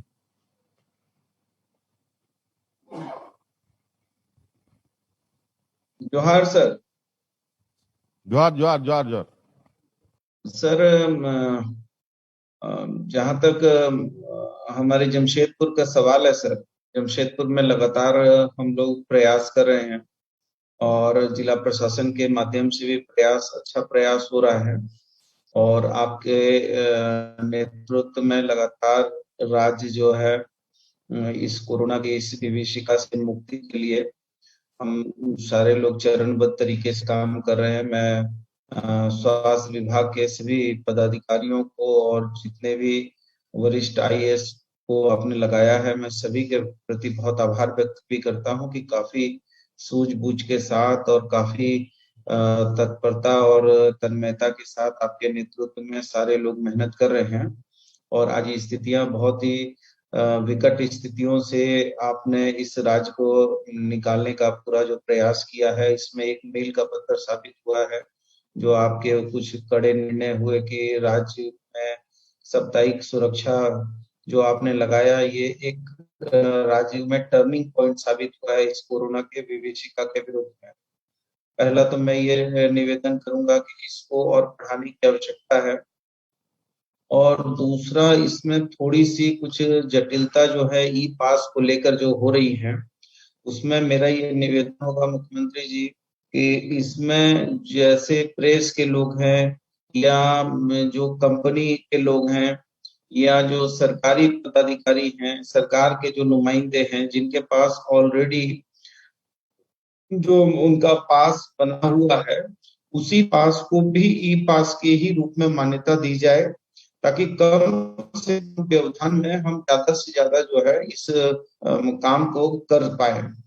और दूसरा है कि लगातार हम लोगों को इस बात के लिए भी चिंतित रहने की आवश्यकता है कि अभी जो ब्लैक फंगस वगैरह, व्हाइट फंगस की भी जो बीमारी की चर्चा हो रही है, इसको भी मैं प्रार्थना करूंगा कि अन्य राज्यों ने इसे महामारी के रूप में मान्यता दी है, तो हम लोगों को भी इसको महामारी के रूप में मान्यता देने की जरूरत है। और एक बहन जुआ माझी ने बहुत ही सही कहा है कि जो हम लोगों को 18 साल से उम्र के ज्यादा लोगों को जो वैक्सीनेशन का लाभ देना है, वो शहर के लोग ही नहीं ले पा रहे हैं, तो गरीब, ग्रामीण और गांव के लोग कैसे ले पाएंगे। और दूसरी है कि मुख्यमंत्री जी, माल महाराज का और मिर्जा जी खेले होली, ये राज्य के साथ भी धोखा है। अब हम अपना पैसा लगाएंगे और हमारा पैसा लग के हम वैक्सीन खरीदेंगे, और उस वैक्सीन में यदि हमारे राज्य के मुख्यमंत्री का ना तस्वीर आएगा, ना हमारे मुख्यमंत्री की कोई बात आएगी, और वो सारी चीज जो है भारतीय जनता पार्टी और केंद्र सरकार अपने स्तर पर करेगी, तो ये राज्य की चुनी हुई सरकार के ऊपर जो है एक कहीं ना कहीं जो है कुटाराघात कर रही है केंद्र की सरकार। इस पे भी हमको ध्यान देने की आवश्यकता है, क्योंकि पैसा हम खर्चा करेंगे, सारी चीजें हम करेंगे और पोर्टल पे नाम उनका आएगा। और दूसरा, हमने उनसे प्रार्थना भी किया था कि गांव में कम से कम, जो ठीक कहा हमारे अध्यक्ष रामेश्वर उरांव जी ने, कि गांव में 76% आबादी गांव में है, और गांव के गरीब ग्रामीण लोगों को जो है ना तो वहाँ ओटीपी जनरेट कर पा रहे हैं, ना मैसेज वहां पर हो पा रहा है। तो वहां के लोगों को हम कैसे करके इस एक तो वहां पर एक अफवाह भी है, उससे भी हमको निजात दिलाना है। दूसरा, हमको वहाँ वैक्सीन का परसेंटेज बढ़ाना है, वैक्सीन के लाभ से लाभान्वित करना है लाभुकों को। तो वैसी परिस्थिति में हमको कुछ ऐसे नए मैकेनिज्म पर काम करने की आवश्यकता है जो बहुत सरल हो, सुगम हो और सर्व सामान्य लोगों के लिए उपलब्ध हो। तो इस व्यवस्था को सुनिश्चित करने के लिए हम जरूर जो है केंद्र से बात करने की आवश्यकता है, ताकि हमारा जो है ये जो पोर्टल का प्रॉब्लम है, शहर के लोग हमें लगातार, आपको भी कर रहे होंगे, हमें भी कर रहे हैं, सारे मंत्रियों को फोन कर रहे हैं कि भाई हमको वैक्सीन लगाना है, लेकिन हम लोग हाथ बांध के खड़े हैं। तो आपको भी याद होगा मुख्यमंत्री जी, उस दिन एक बहन आपको बहुत पकड़ के रो रही थी, और हम लोग वैसी वैसी कितनी बहन हैं जिनको हम लाभ नहीं दिलवाने पा रहे हैं, और गांव के ग्रामीणों के बीच में जो एक अव्यवस्था है। तो आपने भी कहा है, और हमारा विभाग बहुत मजबूती से मेडिकल किट प्रदान करने के लिए लगा हुआ है, और आपके सानिध्य में निश्चित तौर पर हम सारे लोग, मैं समझता हूं कि जितने भी हमारे कैबिनेट के मंत्री परिषद के सदस्य हैं, सारे लोग एक मुस्त मुख्यमंत्री जी के कदम से कदम मिलाकर चल रहे हैं, और राज्य को हम हर हाल में आपके सानिध्य में, आपके नेतृत्व में इस कोरोना मुक्त राज्य बनाकर ही हम लोग दम लेंगे। और मैं उम्मीद करता हूं कि केवल जो है ई पास वगैरह पर थोड़ा सा मुख्यमंत्री जी आपको फिर से इस पे विचार करने की जरूरत है। और एक और निवेदन मैं जरूर आपसे करूंगा कि ये कि जल्दी से जल्दी हम लोगों को कहीं ऐसा ना हो कि थोड़ा बहुत भी ये निर्णय थोड़े और कुछ दिन हमको साप्ताहिक सुरक्षा को चलाने की आवश्यकता है। और वो ठीक कहा है रामेश्वर उरांव जी ने कि कफन वगैरह की जो कमी हो रही है उस पे भी हम लोगों को कुछ तो नीतिगत निर्णय लेने होंगे, ताकि जो है कि कुछ ऐसी आवश्यकताएं हैं जिन आवश्यक आवश्यकताओं को हमको जो है उसको मानवीय दृष्टिकोण में देखते हुए कुछ तो रिलैक्सेशन भी देने की आवश्यकता होगी, जो ऐसी चीजें हैं। तो बाद बाकी मैं ये जरूर कहूंगा कि फिर से जितने जो अभी हम लोग तेज गति में चल रहे हैं, और कहीं ऐसा ना हो कि थोड़ा सा हम देख रहे हैं कि मोर्टेलिटी रेट तो हमारी यथावत बनी हुई है, लेकिन जो हमारा ठीक होने का दर है वो तेज गति में बढ़ रहा है। तो ऐसा ना हो कि फिर जो है हमको तीसरे वेव की भी चिंता है, ब्लैक फंगस और व्हाइट फंगस की भी चिंता है, और साथ में जो अभी हम लोग अपग्रेड करने के लिए हमारे रामेश्वर उरांव जी ने भी, आलमगीर साहब ने भी कहा कि पीएससी सीएससी को थोड़ा अपग्रेड करने की जरूरत है, कि वहां पर लोग जो हैं डॉक्टर वगैरह को भी हम लोगों को कोई ना कोई एक और मैकेनिज्म या रणनीति बनानी होगी कि एमसीआई का जो गाइडलाइन है और जो हम मैन पावर की कमी हो रही है उसमें कुछ न कुछ हमको इंसेंटिव वगैरह बढ़ाकर भी डॉक्टर, एएनएम, जीएनएम, पैरामेडिकल और जो व्यवस्थित करने की आवश्यकता है। तो मैं उम्मीद करता हूँ कि माननीय मुख्यमंत्री जी बहुत दूरदृष्टि वाले हैं, और कल भी आपने जिस तरीके से वेबिनार का आयोजन किया, और सबसे पहले हम लोग ही सबसे पहले देश में लीड लेते हैं, चाहे आपने एयरलिफ्ट करने का मामला हो, चाहे वो कल के वेबिनार का मामला हो, और चाहे हम थर्ड वेव के लिए अभी से जो है उस पर जो है प्रयासरत हैं। तो मैं समझता हूँ कि ये देश में भी एक बड़ा पैगाम है कि झारखंड जो है वो एक ट्राइबल स्टेट होकर, एक पिछड़ा कमजोर स्टेट होकर भी हर निर्णय को समय पर लेकर अपने राज्य की जनता को जो है इस विभीषिका से मुक्ति के लिए जो है प्रयत्नशील है। मैं आपको बहुत धन्यवाद देता हूँ, और आशा उम्मीद करता हूँ कि आपके आगे भी निर्णय जो है वो बड़े कड़े भी आप निर्णय लेते हैं, और उन निर्णय के बड़े दूरगामी प्रभाव होते हैं। बहुत बहुत मैं आपको धन्यवाद देता हूँ मुख्यमंत्री जी। धन्यवाद बन्ना जी। धन्यवाद सर अपने बहुमूल्य विचारों के लिए। अब मैं आमंत्रित करना चाहूंगा माननीय मंत्री श्री बादल जी को, वे अपने विचार रखें। माननीय मंत्री श्री बादल जी। प्रणाम सर। प्रणाम बादल जी। सर मंत्री जी। जी सर। सर अभी हमारे विभाग ने सर इस कोविड के साथ साथ तैयारियां की हैं सर। 11 जिलों में सर 4288 क्विंटल धान के बीज सर पहुंचा दिए हैं सर। लक्ष्य था कि 25 मई से हम बांटेंगे सर, लेकिन उसके पहले 12 मई से ही हमने बांटना शुरू कर दिया सर। गोड्डा से शुरू किया सर, साहेबगंज भी गया। टोटल 44,000 क्विंटल इस बार अनुदानित दर पर बीज दे रहे हैं सर। मात्रा कम है सर, इसको बढ़ाने की जरूरत है, और इसके लिए सर व्यापक इंफ्रास्ट्रक्चर भी तैयार करना होगा सर। जिस तरह अभी बात आ रही है सामने कि लोगों के सामान जो किसानों के उत्पाद हैं सर, खास करके तरबूज हैं, टमाटर हैं, वो कोई लेने वाला नहीं है सर। 2 रुपया किलो तक का बात किया जा रहा है। कल हमने विभागीय निर्देश दिया था 3 दिन पहले से, जगह जगह एपीएमसी के सचिव और बायर सेलर्स का दोनों मीटिंग कराया जा रहा है सर। लेकिन जो रेट बंगाल में उनको बंगाल के ही किसानों द्वारा मिल रहा है, यहाँ से कम में वो दे रहे हैं, तो वो यहाँ से खरीदने को तैयार नहीं है सर। इसके लिए गवर्नमेंट को एक पॉलिसी लानी पड़ेगी सर कि वैसे लोगों को हम कैसे एग्रीकल्चरल इंफ्रास्ट्रक्चर आगे के दिनों में तैयार करके, जैसे तरबूज यहाँ बहुतायत मात्रा में होता है सर, खूंटी में सबसे ज्यादा होता है, रामगढ़ में होता है, और संथाल के सभी जिलों में होता है। खास करके जहां जहां से नदियां गुजरी है सर, वहां तरबूज की खेती बहुत होती है। ये बोकारो के गोमिया ये सब में भी बहुत होता है सर। तो उन लोगों के लिए जो जूस बनाने का काम बगल स्टेट के राज्य में होता है, वो हम यहाँ भी कर सकते हैं सर। टोमेटो केचप यहाँ भी कर सकते हैं सर। लाइनअप की जरूरत है। दूसरा सर, जो अभी चक्रवात यास आ रहा है सर 25 से 28 तक,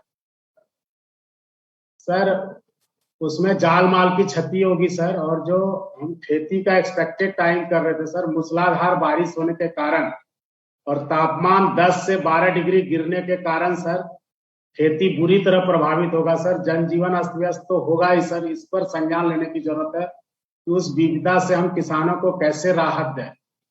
सर अभी हम लोगों का जो केसीसी लोन माफी का प्रक्रिया है सर, थोड़ी आपका संज्ञान में देना चाहूंगा सर। थोड़ी सी तत्परता दिखाने से लॉकडाउन की वजह से काम करने में कमी आई सर। यदि हम सबको जो 9,07,000 किसान को लक्षित ये हम लोगों ने चिन्हित किया है सर, यदि उनका केवाईसी हम माफ कर देते हैं सर तो तुरंत उनको बैंक लोन देगी तो उनको खेती करने में राहत होगा सर।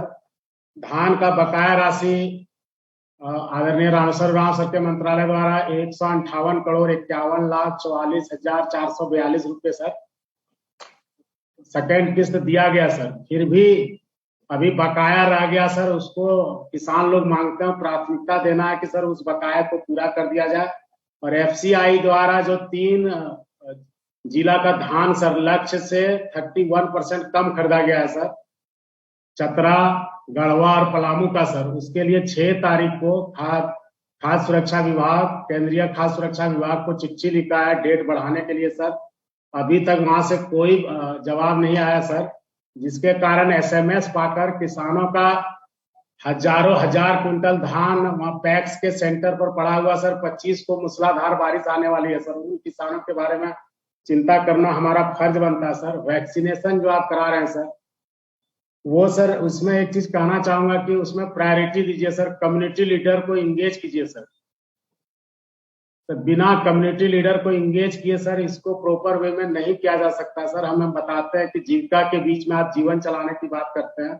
कोचिंग सेंटर वालों का कोचिंग बंद है सर। कोचिंग सेंटर के संचालक के अगुवाई में यदि सभी छात्रों का वैक्सीनेशन हम करा दें तो उनको कह सकते हैं कि आप कोचिंग चला सकते हैं। यदि कॉलेज के प्रिंसिपल के अगुवाई में कॉलेज के सभी स्टूडेंट का हम वैक्सीनेशन करा दें सर तो हम कह सकते हैं कि अगला शैक्षणिक सत्र आप चालू कर सकते हैं।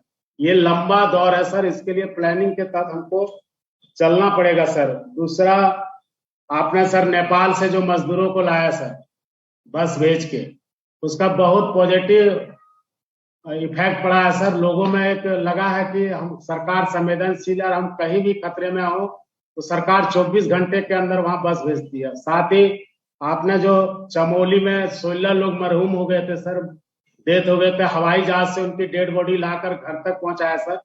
उससे भी आपदा को कोई नहीं टाल सकता, लेकिन एक अच्छा मैसेज गया सर। नेपाल में अभी जो फंसे थे उसको आपने दुमका लाया, फिर हमें पता चला है सर कि कर्नाटक में कुछ हमारे मजदूर फंसे हैं जिसको हवाई जहाज से लाने की आप बात कर रहे हैं, तो वो भी एक अच्छा मैसेज है सर। 25 से 28 तक जो यास चक्रवात आ रहा है सर, इसमें जनजीवन बुरी तरह अस्त व्यस्त होगा सर। जरूरत है ट्रांसफार्मर की, एक्स्ट्रा पोल्स की, इन सब चीजों की। फसलों का जो नुकसान होगा सर उसके आकलन के अभी सारे किसानों की सब्जियां खेतों में पड़ी हुई है सर, लेने वाला कोई नहीं है।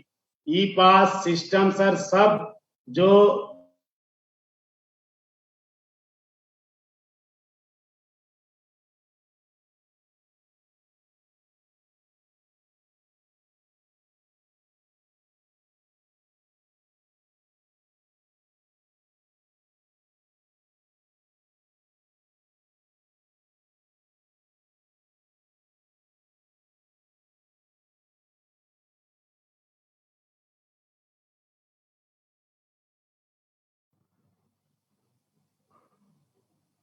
तो बोलने पर आवाज भी नहीं जाएगी।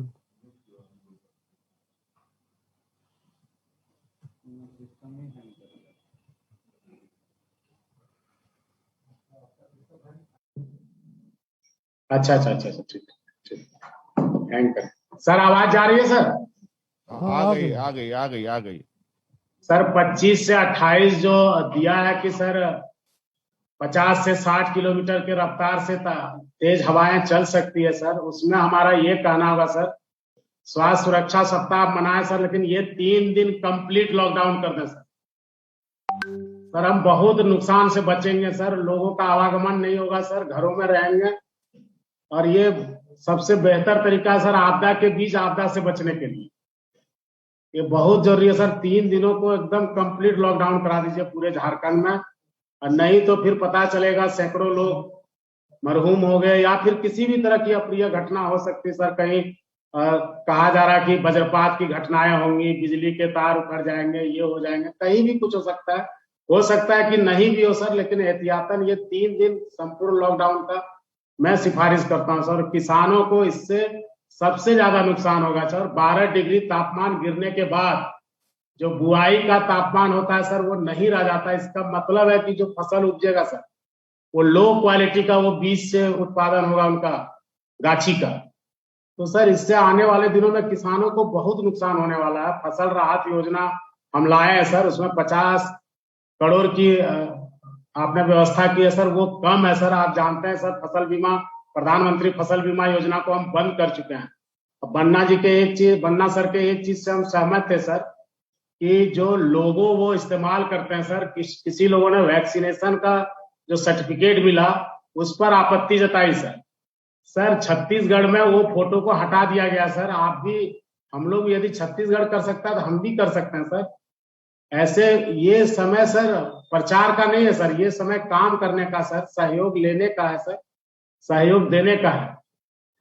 और सीएम साहब एक चीज कहना चाहेंगे कि अभी खेती किसानी का समय है। खाद बीज वितरण में कृषि से जुड़े सभी लोगों का बहुत ज्यादा महत्वपूर्ण योगदान है। उनको कोविड के जो ड्यूटी में लगाया गया सर, उनसे छुट्टी दिया जाए, ऑफिस को खोलने की अनुमति दिया जाए। बगल के बिहार में ऐसा सर किया गया है कि किसान इस विभाग से जुड़े पदाधिकारियों को, खास करके खाद बीज जो वितरण में लगे हुए हैं, जो इसको रेगुलेट कर रहे हैं सर, मॉनिटर कर रहे हैं, उनको छूट दिया गया है। इस तरह हमारे यहाँ भी व्यवस्था की जाए। और साथ ही हम ये कहेंगे कि ग्रामीण स्तर पर, आपने पंचायत स्तर पर बात कहा, इसमें जो लो डिसेंट्रलाइजेशन होना चाहिए सर, कि जो मुखिया है उसके नेतृत्व में वैक्सीनेशन चले, वार्ड है उसके नेतृत्व में वैक्सीनेशन चले, प्रमुख हैं वो मॉनिटर करें, उनको जिला परिषद है उनको भी जिम्मेदारी दीजिए। प्रॉपर विधायक की अध्यक्षता में सारे प्रोग्राम का ये होना चाहिए। एक दूसरे को घर में बैठकर सिर्फ देखने से, करने से नहीं होगा सर, ये टीम वर्क की बात है। जिस तरह से आप फ्रंट में आके काम कर रहे हैं सर, रामेश्वर उरांव सर कर रहे हैं, आलमगीर साहब कर रहे हैं, मिथिलेश बाबू कर रहे हैं सर, और सभी विधायकों की आप राय ले रहे हैं सर, उनको टास्क भी दीजिए सर, उनका सिर्फ सुझाव मत लीजिए सर, साथ भी लीजिए उनका सर। टीम बन्ना गुप्ता भी कर रहे हैं, नाम बोलिए थोड़ा। क्या बोले सर? बन्ना गुप्ता भी कर रहा, नाम बोलिए। आप तो छाए हुए हैं सर, आप ही का विभाग है सर। इन सब चीजों की जरूरत है सर, और जो प्रयास आपने कम समय में सीमित संसाधन में किया है सर, उसकी जितनी तारीफ की जाए कम है सर। और हम लोगों से जितना सहयोग बन पड़ा है सर, आपके अंग होने के नाते हमने किया है सर। और सर हम लोगों के कार्यालय के स्तर पर भी सर वैक्सीनेशन को एक्सेलरेट करने के लिए दिशा निर्देश दिए गए हैं सर, और भी टास्क फोर्स भी कमेटी बनाया गया है, सामाजिक रूप से लोगों को अवेयर करने का काम किया जा रहा है सर। और भी आपका जो दिशा निर्देश प्राप्त होगा, हम लोग उसको बिल्कुल अपना ड्यूटी मानते हैं, मानते रहेंगे सर, उसके अनुसार हम लोग चलेंगे। धन्यवाद सर। धन्यवाद सर। धन्यवाद बादल जी। अब मैं आमंत्रित करना चाहूंगा माननीय मंत्री श्री मिथिलेश कुमार ठाकुर जी को कि वे अपने विचार रखें। माननीय मंत्री श्री मिथिलेश कुमार ठाकुर जी।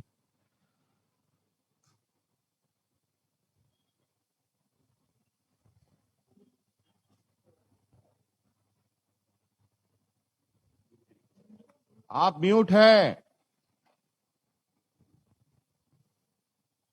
सर को जोहार। जोहार। माननीय सभी उपस्थित मंत्रीगण को भी मेरा जोहार, प्रणाम, आदाब।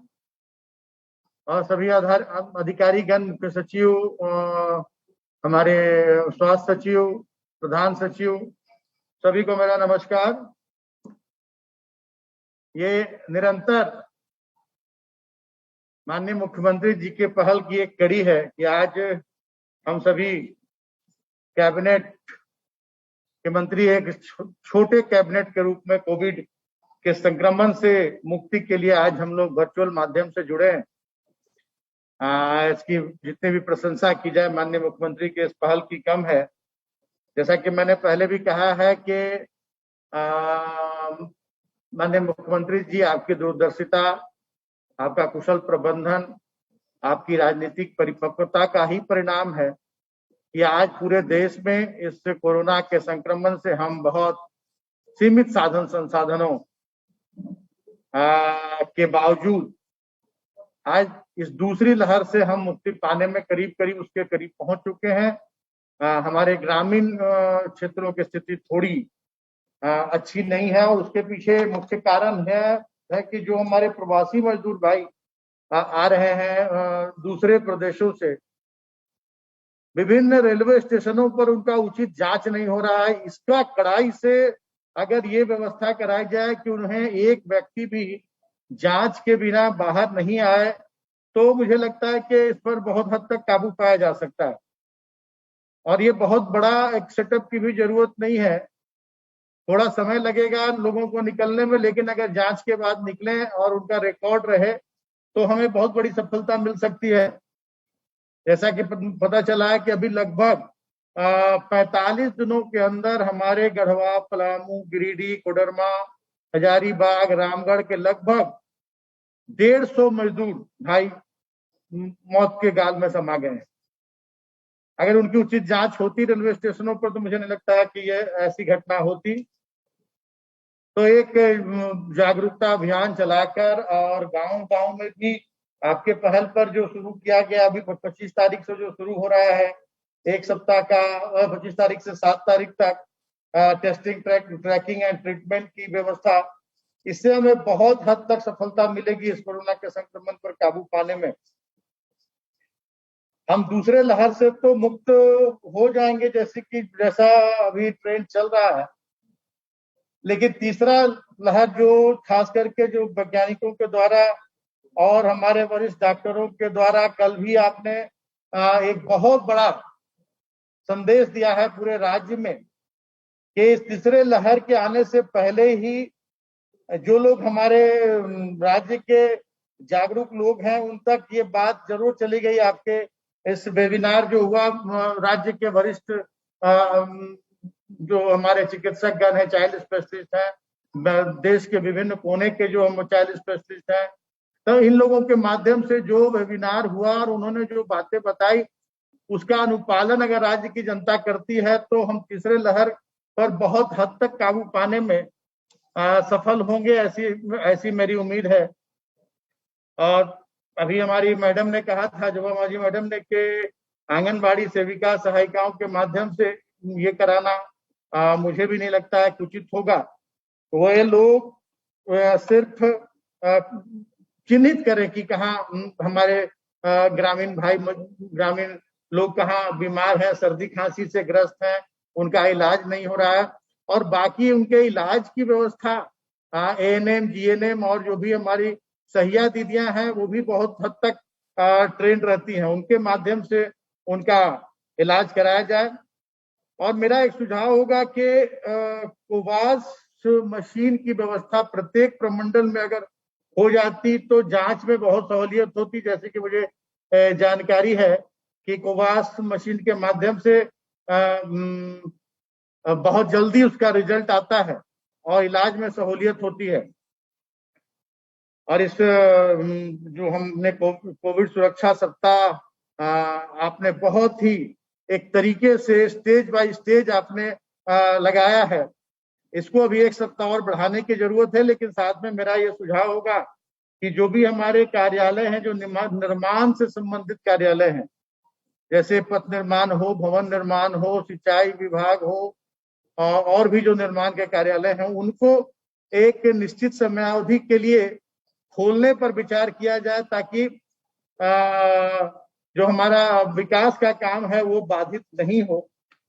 इस पर भी विचार करने का मैं माननीय मुख्यमंत्री जी से आग्रह करूंगा। और अभी ब्लैक फंगस का भी बहुत तेजी से हमारे राज्य में तो अभी नहीं है, लेकिन राजस्थान जैसे राज्यों में 600 ब्लैक फंगस के संक्रमित मिल रहे हैं और ये से बहुत राज्यों में महामारी घोषित किया गया है। हमारे राज्य में मुझे अभी हमारे माननीय वन्ना गुप्ता जी ने कहा कि इसे भी हमारे राज्य में भी महामारी घोषित किया जाए। मुझे नहीं लगता कि अभी महामारी घोषित करने की जरूरत है। कुछ भ्रांतियां फैलाई जा रही हैं कि दवा उपलब्ध नहीं है ब्लैक फंगस का, व्हाइट फंगस का, तो ये लोगों को हमें आम जनता को ये बताना होगा कि इसकी दवाई उपलब्ध है, अगर ना भी है तो इसकी उपलब्धता पर विशेष ध्यान देना होगा हमारे स्वास्थ्य विभाग को। इसके अलावा मैं बताना चाहूंगा कि इससे कुछ हटकर कोविड के बारे में तो सभी लोगों ने अपनी अपनी बातें रख दी हैं और सभी बातें सराहनीय है। सभी बात अगर हम उसका अनुकरण करें पूरी तरह से तो इस संक्रमण पर हम पूरी तरह से मुक्ति पाने में कामयाब हो जाएंगे। हमें तीसरे वेव के लिए सभी अस्पतालों में, सदर अस्पतालों में एक चाइल्ड वार्ड बनाने की बहुत ज्यादा जरूरत है और हमारे जो CHCs हैं, PHCs हैं, वहां भी 2-4 बेड का, 5 बेड का चाइल्ड वार्ड जरूर बनना चाहिए। हमारे गढ़वा विधानसभा में हमने एक बहुत ही सुंदर वो चाइल्ड वार्ड बनाने का काम किया है, जिसमें जो नवजात बच्चे रहते हैं वो पूरी तरह से इक्विप्ड है और उसमें करीब करीब 16 बच्चों को रखने की व्यवस्था है। हमने अभी और एक निर्देश दिया है कि बच्चों के अनुरूप एक वार्ड को चिन्हित किया जाए और दीवालों पर उस तरह का ये अंकित किया जाए कि बच्चे वहां अगर एडमिट हो तो बोर नहीं हो। तो ये सारी चीजों की व्यवस्था हमने करने को कही और पूरे राज्य में ऐसी जरूरत है कि सभी सदर अस्पतालों में कम से कम 50 बेड का ऑक्सीजन युक्त और जो बच्चों के इलाज में जिन जिन उपकरणों की आवश्यकता है वो जरूर से जरूर समय रहते ही उपलब्ध करा दिया जाए। और इससे हटकर मैं एक बात कहना चाहूंगा माननीय मुख्यमंत्री जी कि अभी हमारे भाई बादल जी ने भी कहा कि FCI, वो तो मेरी भूल थी कि FCI के लिए मैंने दबाव डालकर, क्योंकि पिछली बार का अनुभव अच्छा था और इस बार FCI ने ऐसा तानाशाही रवैया अपनाया है कि वो किसी के सुनने के लिए तैयार नहीं है। मैंने गढ़वा जिले में बैठक की थी पूरे जिले के अधिकारियों के साथ कोविड को लेकर और धान अधिप्राप्ति भी उसमें एक विषय था।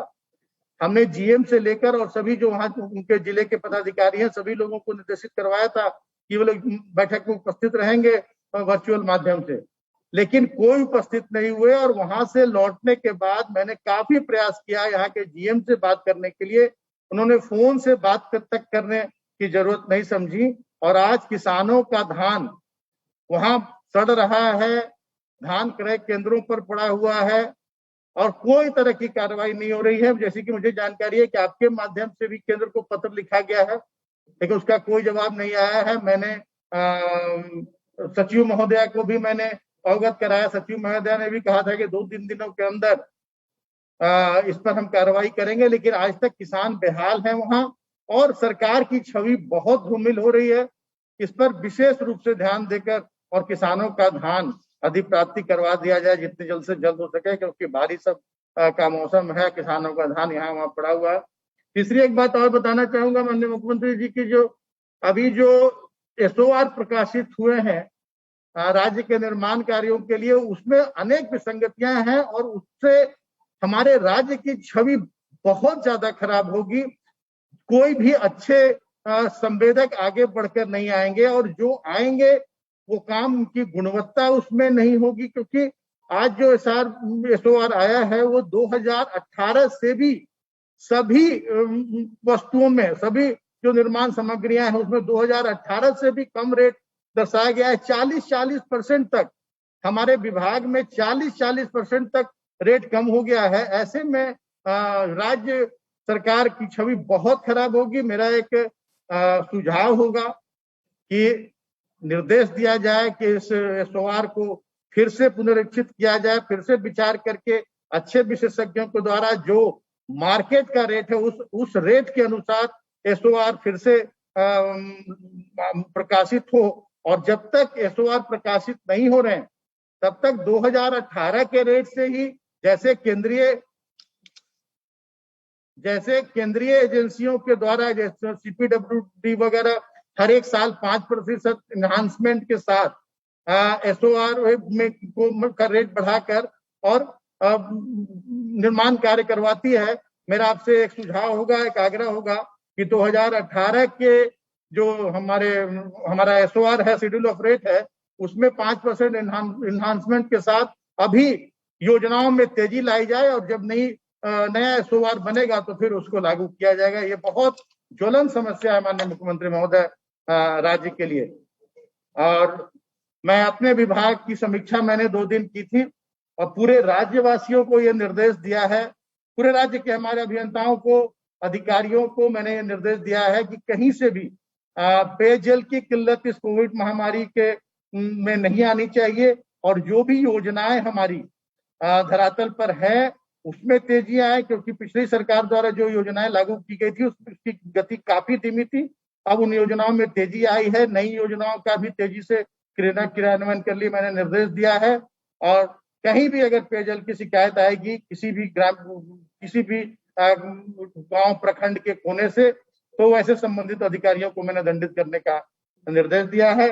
मुझे पूरी उम्मीद है कि आपके कुशल नेतृत्व में, चाहे जिस तरह से दूसरे लहर पर हमने काबू पाने में सफलता पाई है, उसी तरह से अगर कोई तीसरा लहर भी आता है, मैं भगवान से मैं प्रार्थना करूंगा कि बच्चे कहीं संक्रमित नहीं हो। अगर वैक्सीन का डोज हमें पूरी मात्रा में प्राप्त हो जाता है, जिस तरह से आज लोगों में उत्साह है वैक्सीनेशन के लिए, मुझे लगता है कि एक बहुत बड़ी हमारी उपलब्धि होगी अगर हम वैक्सीनेशन अधिक से अधिक मात्रा में करवा देते हैं और गांव में प्रचार प्रसार के माध्यम से, नृत्य नाटिका के माध्यम से वैक्सीन का अगर हम बताएं कि इससे कोई, कल मैं खूंटी का देख रहा था सर कि खूंटी से सटे गांव में लोग कह रहे थे कि नहीं हम वैक्सीन नहीं लेंगे, वैक्सीन लेने से बुखार आ जाता है, इसके बहुत दुष्परिणाम होते हैं, पहला तो ले लिया लेकिन अब दूसरा किसी कीमत में नहीं लेंगे। तो इसके प्रचार प्रसार की भी बहुत जरूरत है। माननीय मुख्यमंत्री महोदय, यही कह के अपनी बातों को मैं यही समाप्त करता हूँ। फिर से सभी को मेरा जोहार, प्रणाम, आदाब। बहुत बहुत धन्यवाद मंत्री जी। धन्यवाद सर। और अब मैं आमंत्रित करना चाहूंगा माननीय मंत्री श्री हफीजुल हसन जी को कि वे अपने विचार रखें। माननीय मंत्री जी। सर जोहार। जोहार मंत्री जी।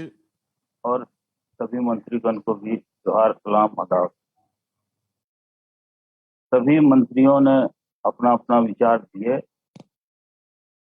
सभी का विचार हम लोग सुने, सारा चीज बहुत अच्छी तरह से चल रहा है। लेकिन कुछ मेरा विधानसभा में कठिनाई है। मेरा विधानसभा में 16 मार्च को आचार संहिता लगी, इसके बाद यहाँ विकास कार्य रुक गया। जैसे मनरेगा का कुआं खुदाई हुआ, उसका पेमेंट अभी तक नहीं, तो इस पर थोड़ा, और मेरा क्षेत्र जो है गरीब क्षेत्र है, पिछड़ा क्षेत्र है, यहाँ के ज्यादातर नौजवान बाहर में जाके काम करते हैं, जो 3-4 महीना से घर में आके बैठे हुए हैं। बेरोजगारी बहुत जोर है यहाँ। कुछ रोजगार सरकार के द्वारा ऐसा योजना चलाया जाए जिससे कि ग्रामीण क्षेत्र में काम मिले। दूसरी बात है कि मुस्लिम बहुल जो क्षेत्र है उसमें वैक्सीन का प्रचार नहीं हुआ है या सब वैक्सीन नहीं लेने चाह रहा, और खासकर ग्रामीण में कोरोना का डर, कोरोना क्या होता है वो पता नहीं चलता है और डर नहीं। अभी आज ही कल ही मेरा एक बहुत करीबी कार्यकर्ता, मेरा रिश्तेदार का कोरोना से डेथ हुआ है। आज अभी 3:30 बजे उनका मृत्यु है। हम कल रात में वहां गए तो जो भीड़ हम देखे, जबकि सबको पता है कि देश कोरोना से हुआ, लेकिन कोरोना का डर नहीं। इस चीज को हम लोग को जागरूक करना पड़ेगा। साथ ही साथ वैक्सीन के लिए भी हम लोग को जागरूक कराना पड़ेगा। अभी जो क्षेत्र में ये हो रहा है कि जो भी कोरोना पेशेंट का डेथ हो जाता है उसका आर्थिक स्थिति बहुत ही खराब हो जाता है, क्योंकि एक पेशेंट में 2 लाख 3 लाख 4 लाख रुपया का खर्चा हो जाता।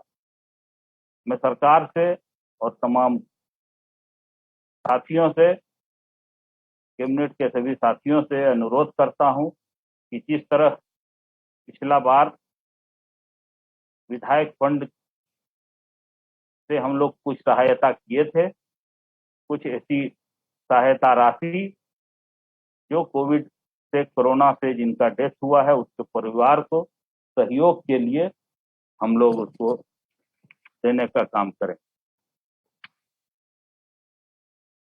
साथ ही हजारीबाग में जो सिलेंडर चोरी हुआ उसमें अभी छापामारी चल रहा है। एक विशेष समुदाय को टारगेट किया जा रहा है, उस पर भी थोड़ा आप लोग ध्यान दीजिए। और झारखंड बहुत अच्छी तरह से काम कर रहा है, झारखंड सरकार बहुत अच्छी तरह से सारा चीज में काम कर रहा है, लेकिन ये गरीब क्षेत्र है, यहाँ रोजगार के लिए भी हम लोग को ध्यान देना पड़ेगा। अभी 1.5 साल हो गई है सरकार का, लेकिन एक भी रोड नए पुलिया कहीं कुछ हुआ है। तो हम लोग कोविड को पालन करते हुए टेंडर भी निकालें और कुछ काम ऐसा करें जिससे हम लोग का जो समय बीत रहा है उस समय का हम लोग, क्योंकि ये 5 साल में 3.5 साल हमारा बचा हुआ है, 1.5 साल पार हो गया है, एक भी काम नहीं हुआ। तो हम सरकार से अनुरोध करते हैं कि उसमें भी हम लोग कोई नियम बना करके हम लोग को जो योजना है उस योजना को हम लोग चालू करें। सभी को धन्यवाद। बहुत बहुत धन्यवाद मंत्री जी। धन्यवाद सर। अब मैं माननीय मुख्यमंत्री जी को आमंत्रित करना चाहूँगा कि वो आपके द्वारा व्यक्त की गई चिंताओं को, यहाँ जो मुद्दे आपने रेज किए हैं उन पर अपने विचार रखें और भविष्य में हमें क्या क्या रणनीति अपनानी होंगी इसके लिए अपने विचारों को व्यक्त करेंगे। माननीय मुख्यमंत्री। धन्यवाद मुख्य सचिव साहब। आज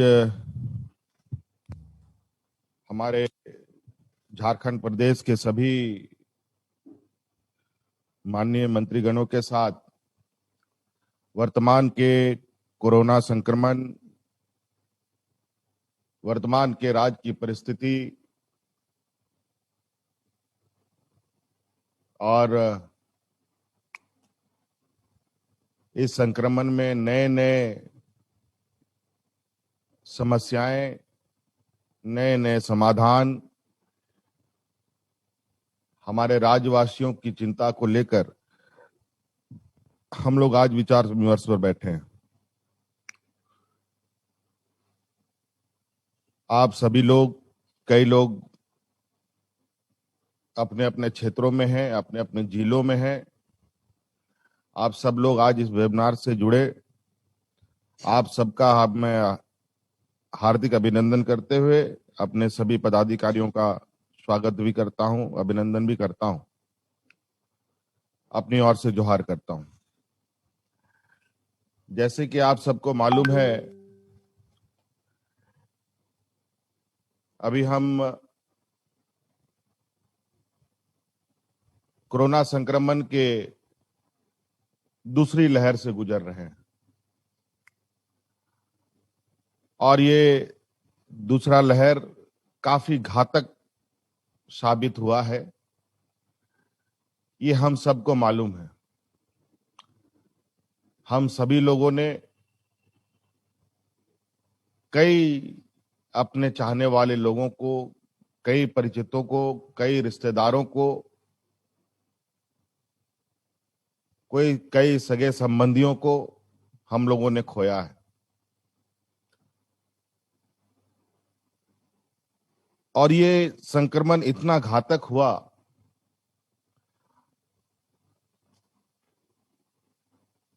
कि झारखंड जैसा पिछड़ा प्रदेश जब तक हम पहली लहर से खड़े हो पाते ठीक से, इसने हमें चोट पहुंचाना प्रारंभ कर दिया। फिर भी झारखंड प्रदेश, हमारे यहाँ के लोग, हमारा यहाँ का सामाजिक, हमारी यहाँ की व्यवस्थाएं, यहाँ का वातावरण, यहाँ के लोगों की सहनशीलता है कि हम कोई भी मुसीबतों में इतनी जल्दी घबराते नहीं हैं और चुनौती का डटकर सामना करते हैं।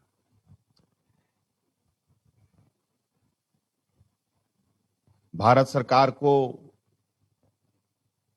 इस संक्रमण का पूर्ण आभास था, परंतु राज्यों को दिशा निर्देश देने में बहुत विलंब हुआ और अंतोगत्वा पूरा देश इस भयावह संक्रमण से ग्रसित हो गया। हमें तो सलाह मिली थी कि, या पूरे देश के सरकारों को, देश के राज्यों को सलाह दी गई थी कि देश में लॉकडाउन नहीं लगना चाहिए।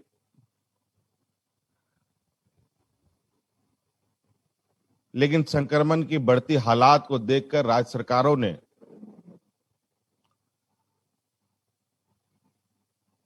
अपने अपने तरीके से निर्णय लेना प्रारंभ किया और आज पूरा देश में कहीं आंशिक रूप से लॉकडाउन है तो कहीं पूर्ण रूप से लॉकडाउन है। कई लोगों ने इस लॉकडाउन का अपना अपना तरीके से नामांकन भी किया। हम लोगों ने भी विगत 22/4 से राज्य में स्वास्थ्य सुरक्षा सप्ताह मनाना का निर्णय लिया, क्योंकि हम जिस प्रदेश में हैं, ये आदिवासी, दलित, पिछड़ा, अल्पसंख्यक बहुल ये राज्य है, जहां पर हमारे 75% लोग ग्रामीण क्षेत्र में वास करते हैं, जहां पर हमारे मजदूर, किसान की संख्या सबसे अधिक है। तो हमारी प्राथमिकता जीवन और जीविका को भी लेकर चिंताएं रही हैं। इसलिए हम लोगों ने स्वास्थ्य सुरक्षा सप्ताह के नाम पर एक हफ्ते का, आधे दिन का हम लोगों ने ये कार्यक्रम प्रारंभ किया और इस सप्ताह को हम लोगों ने 3 बार लगातार रिपीट किया और इस दौरान जो हम लोगों ने आकलन किया, जो आप लोगों ने प्रेजेंटेशन के माध्यम से देखा होगा कि किस तरीके से हम लोगों का ये संक्रमण घट रहा है, तो हम लोगों ने ये आकलन किया कि हम तो संक्रमण कंट्रोल करने की स्थिति पर हैं और स्थिति की ओर जा रहे हैं, लेकिन इसमें गति कैसे दी जाए, इसका क्या कारण है जो ये तेजी से हम लोग इसको नहीं कंट्रोल कर पा रहे हैं। तो पता चला कि हम लोग इस स्वास्थ्य सुरक्षा सप्ताह तो लगा है, लेकिन हम लोगों के राज्य में अंतर राज्य मूवमेंट जारी है। और चूंकि झारखंड में ये 24 जिला में मात्र एक आध जिला को छोड़कर सभी जिला कोई ना कोई राज्य से जुड़ा हुआ है। कोई यूपी से जुड़ा हुआ है, कोई बिहार से जुड़ा हुआ है, कोई छत्तीसगढ़ से जुड़ा हुआ है, कोई उड़ीसा से, कोई बंगाल से। और इन राज्यों में झारखंड से बुरी स्थिति आज के दिन में है और अंतोगत्वा हम लोगों ने अंतरराज्य मूवमेंट को रोकने का निर्णय लिया। जो ये आखिरी बार जो हम लोगों ने 13 तारीख को जो निर्णय लिया, अंतरराज्य मूवमेंट,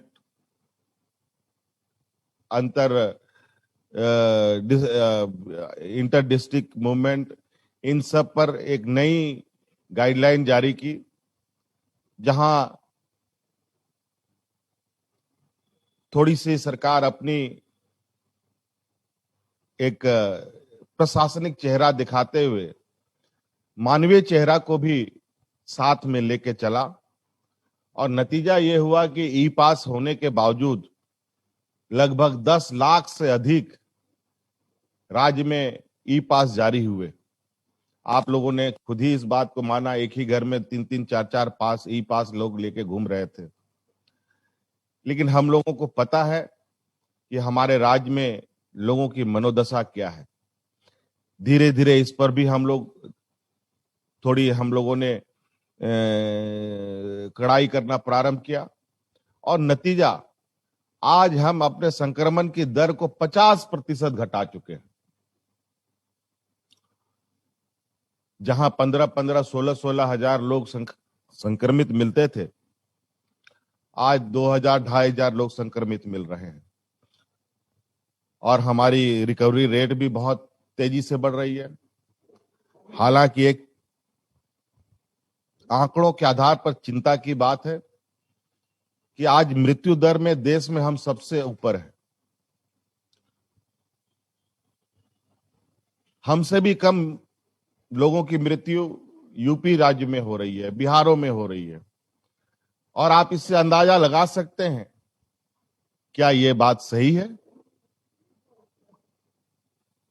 वो इसलिए ऐसा है कि कई राज्यों में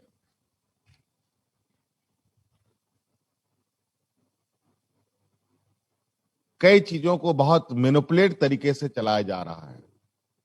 लेकिन हमारी सरकार की प्राथमिकता है कि हम पूरी पारदर्शिता के साथ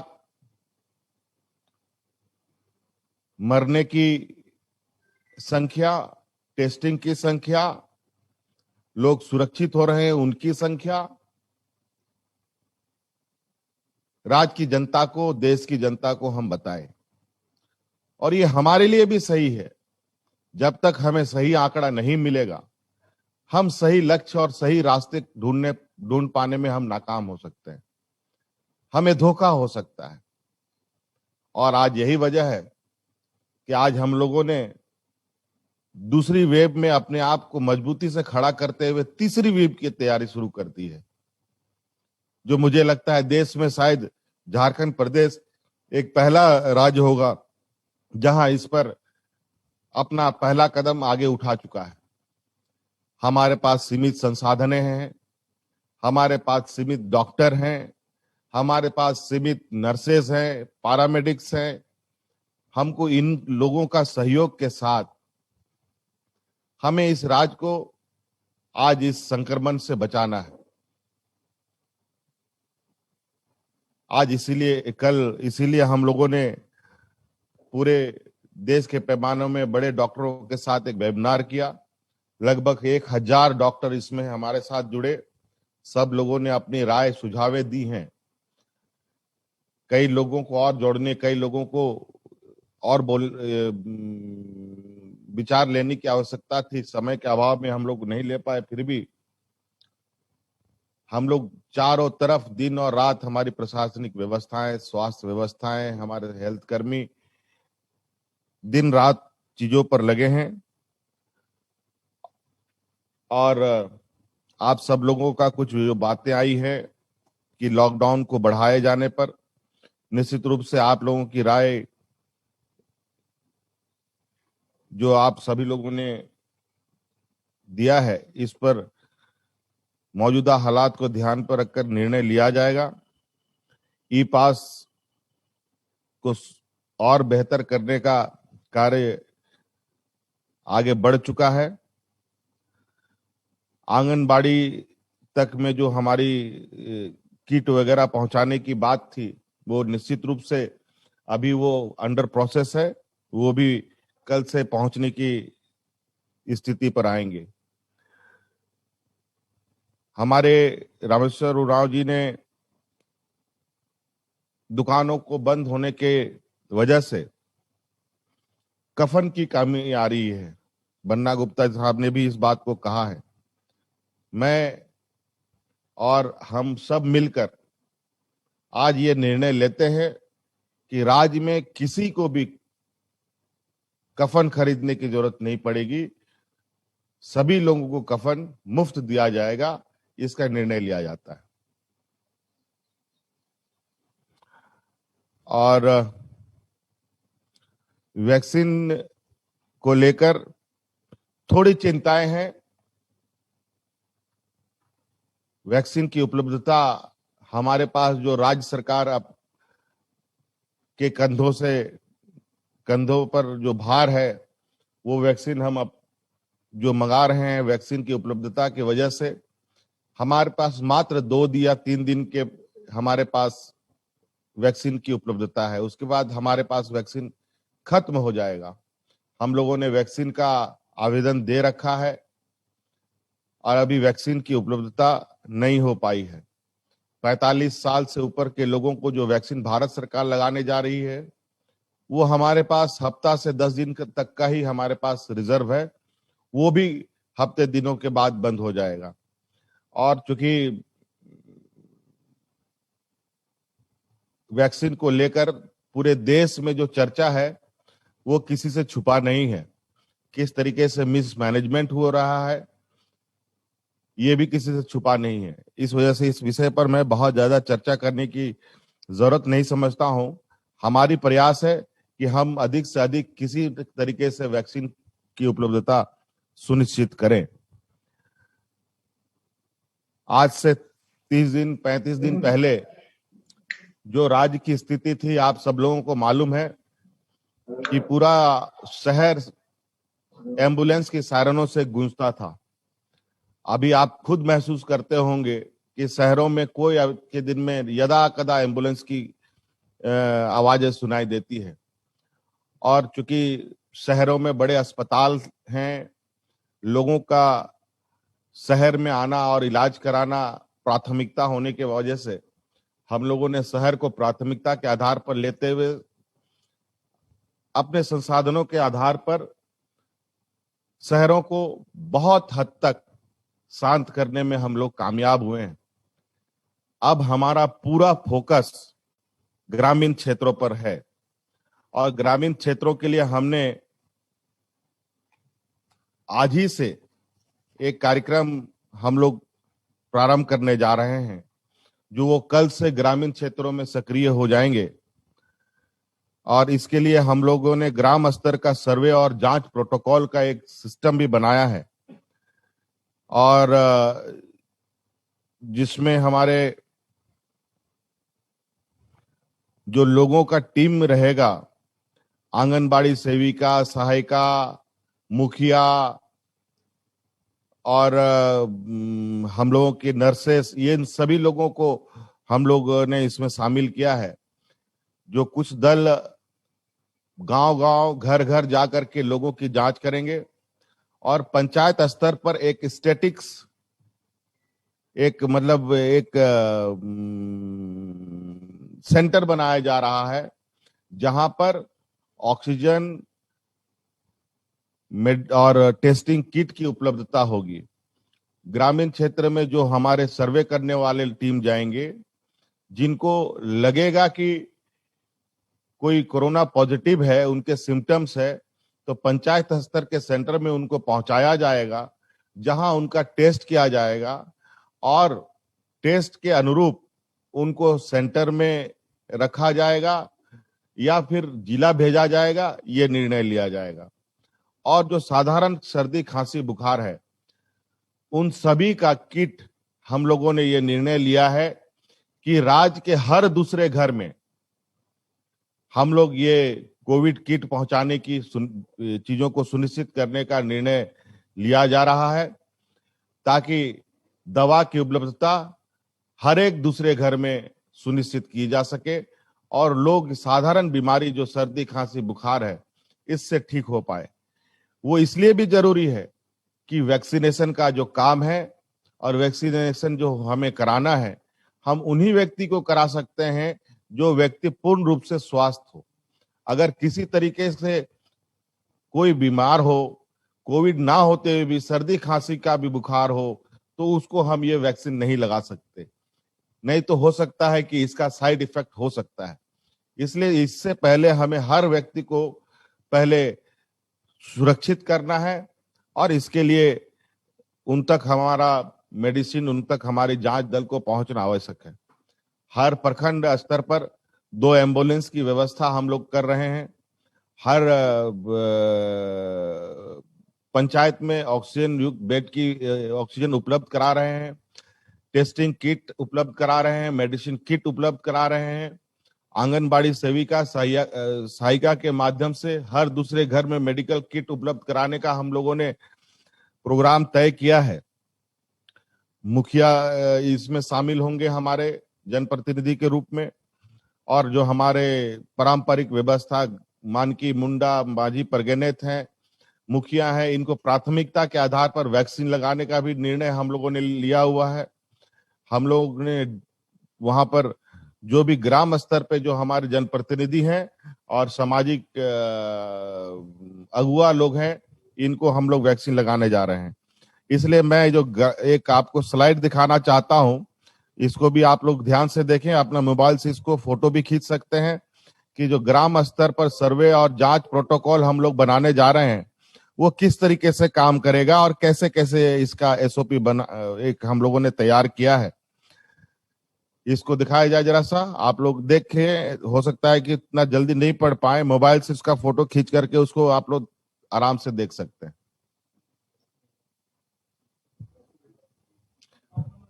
नहीं, और सभी लोगों को इसकी कॉपी भी व्हाट्सएप के माध्यम से हम लोग उपलब्ध करा देंगे। तो जूम आउट कर दो, zoom out, zoom out, zoom out. ऐसे डाइवर्ट टिल्ट कर दो ना, टिल्ट कर दो, रोटेट कर दो। हाँ, थोड़ा जूम आउट कर दो, जूम आउट करो, जूम, वो लोग तो अपना जूम कर लेगा।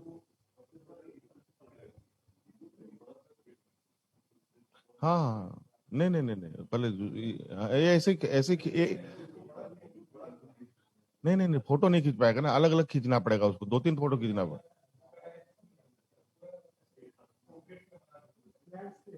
हाँ, लैंडस्केप में।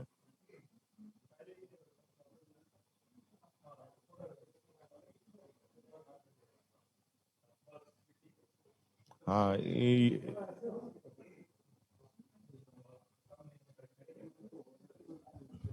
कर देंगे।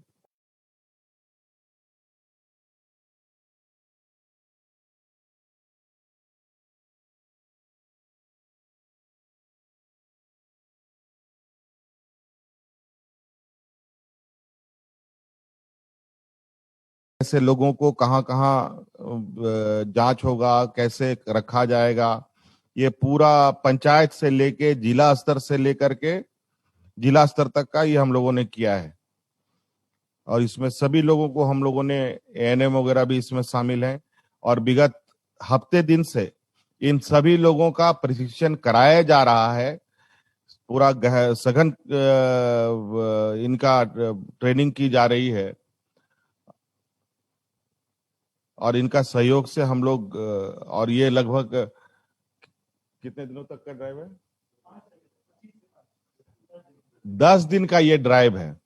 10 दिनों में हम पूरे राज्य के ग्रामीण क्षेत्र के हर एक घर में पहुंचकर पूरी राज्य की वास्तविक स्थिति जानने की कोशिश में हम लोग हैं। और ये 10 दिनों के बाद हम लोग नए कहाँ किन क्षेत्रों में क्या करना है, कैसे हमको आगे कार्य योजना बनाना है, ये हम सुनिश्चित करेंगे। वापस आइए।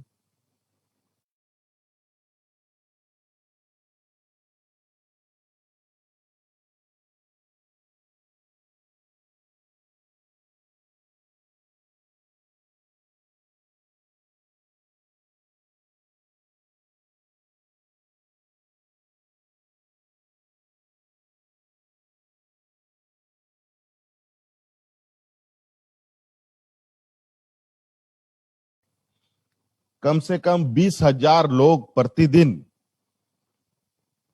हमारे राज्य में ट्रेन के द्वारा आ रहे हैं।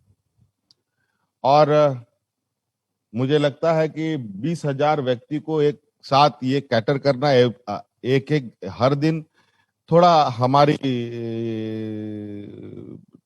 जो ताकत है उसको इसमें जाया करना सही नहीं होगा। इसलिए हम लोगों ने ग्रामीण स्तर तक में इसको ये करने का टेस्टिंग करने का ये निर्णय लिया है। और इसके अलावा हमारे राज्य में 32 को लगभग 4 करोड़ वैक्सीन की आवश्यकता है और उसके विरुद्ध में हमें लगभग 40 लाख हमें अभी तक वैक्सीन प्राप्त हुए हैं, जो निश्चित रूप से काफी हमारे लिए चिंता विषय है। और अभी हम लोग इंपोर्ट करने का भी हम लोगों ने निर्णय लिया है वैक्सीन का, ताकि हम लोग जल्द से अपने लोगों को वैक्सीन लगा पाए। और इसके अलावा बहुत सारी छोटी बड़ी चीजें हैं जो आपके क्षेत्र के इर्द गिर्द आप लोगों की जानकारी में आती हैं। और मैं समझता हूं कि बहुत सारी बातें जो हमारे कानों तक नहीं पहुंचती है, मैं आप लोगों से सभी लोगों से आग्रह करूंगा कि हम अभी आप लोगों को मेल आईडी अभी स्क्रीन पे डिस्प्ले होगा, इसको आप लोग जरूर नोट करें और अपने क्षेत्र की जो विशेष समस्याएं हैं, सब जगह अलग अलग भौगोलिक स्थिति होने की वजह से कुछ समस्याएं बहुत विचित्र होती हैं और उनको ध्यान में ना रखा जाए हो सकता है कि आज के दिन में वो हमारे लिए बहुत मुसीबत का कारण बनेगा। इसलिए आप लोग उस मेल आईडी पर हमें तुरंत इसकी जानकारी उपलब्ध कराएं, जो तुरंत हमारे टेबल पर होगा और उस पर हम लोग आगे निर्णय लेंगे। कृपया वो मेल आईडी दिखाई जाए।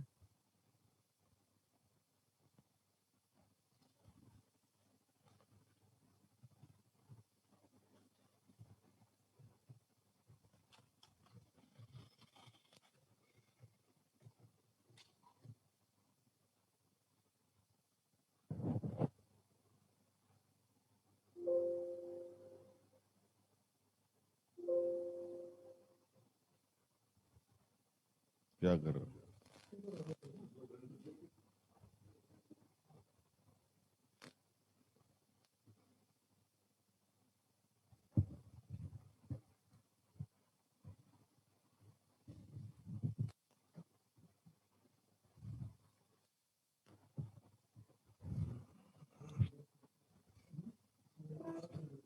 चलिए,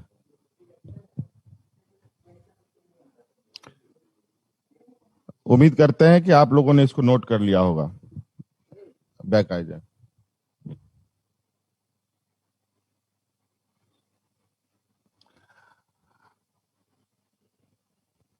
और इस संक्रमण के दौरान आप सब लोगों को भी बताना चाहेंगे कि हम लोगों ने राज्य के सभी जिला अस्पतालों को ऑक्सीजन युक्त अस्पताल बनाने का निर्णय लिया है और अनुमंडल स्तर के जो अस्पताल हैं उनको पहली प्राथमिकता के आधार पर ऑक्सीजन की उपलब्धता हम सुनिश्चित कर लेंगे, तो स्वाभाविक रूप से हम वहां पर आईसीयू बेड का भी हम उपलब्धता सुनिश्चित कर पाएंगे। और जैसे जैसे स्वास्थ्य व्यवस्था में हमारे पास मैन पावर की कमी को हम दूर करेंगे, वैसे वैसे हम अपने स्वास्थ्य सुविधाओं को भी हम अपने जिला स्तर पर उपलब्ध करा पाएंगे। हमारे इस जंग में हमारे आयुष के जो हमारे साथी हैं वो लोग भी लगे हुए हैं और वो लोग भी अपनी स्तर पर राज्यों में लोग घूम रहे हैं और दवा की उपलब्धता वो भी सुनिश्चित कर रहे हैं। तो इसलिए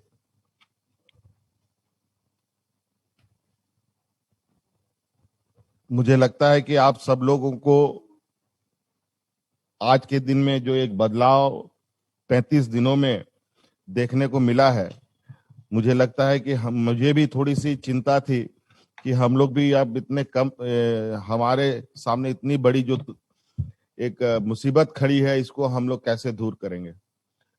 तो इसलिए आज के 35 दिन तक के इस दौर में एक सुखद अनुभव और एक हम लोगों के लिए एक ऊर्जावर्धक समय कहा जा सकता है। और हमारे लिए, आप सबके लिए, राज्यवासियों के लिए एक मोरल, हम लोग को एक ताकत मिलती है कि हम लोग इस जंग को निश्चित रूप से जीतेंगे। और अभी हर पल को ध्यान में रखते हुए आगे के निर्णय लिया जाएगा। और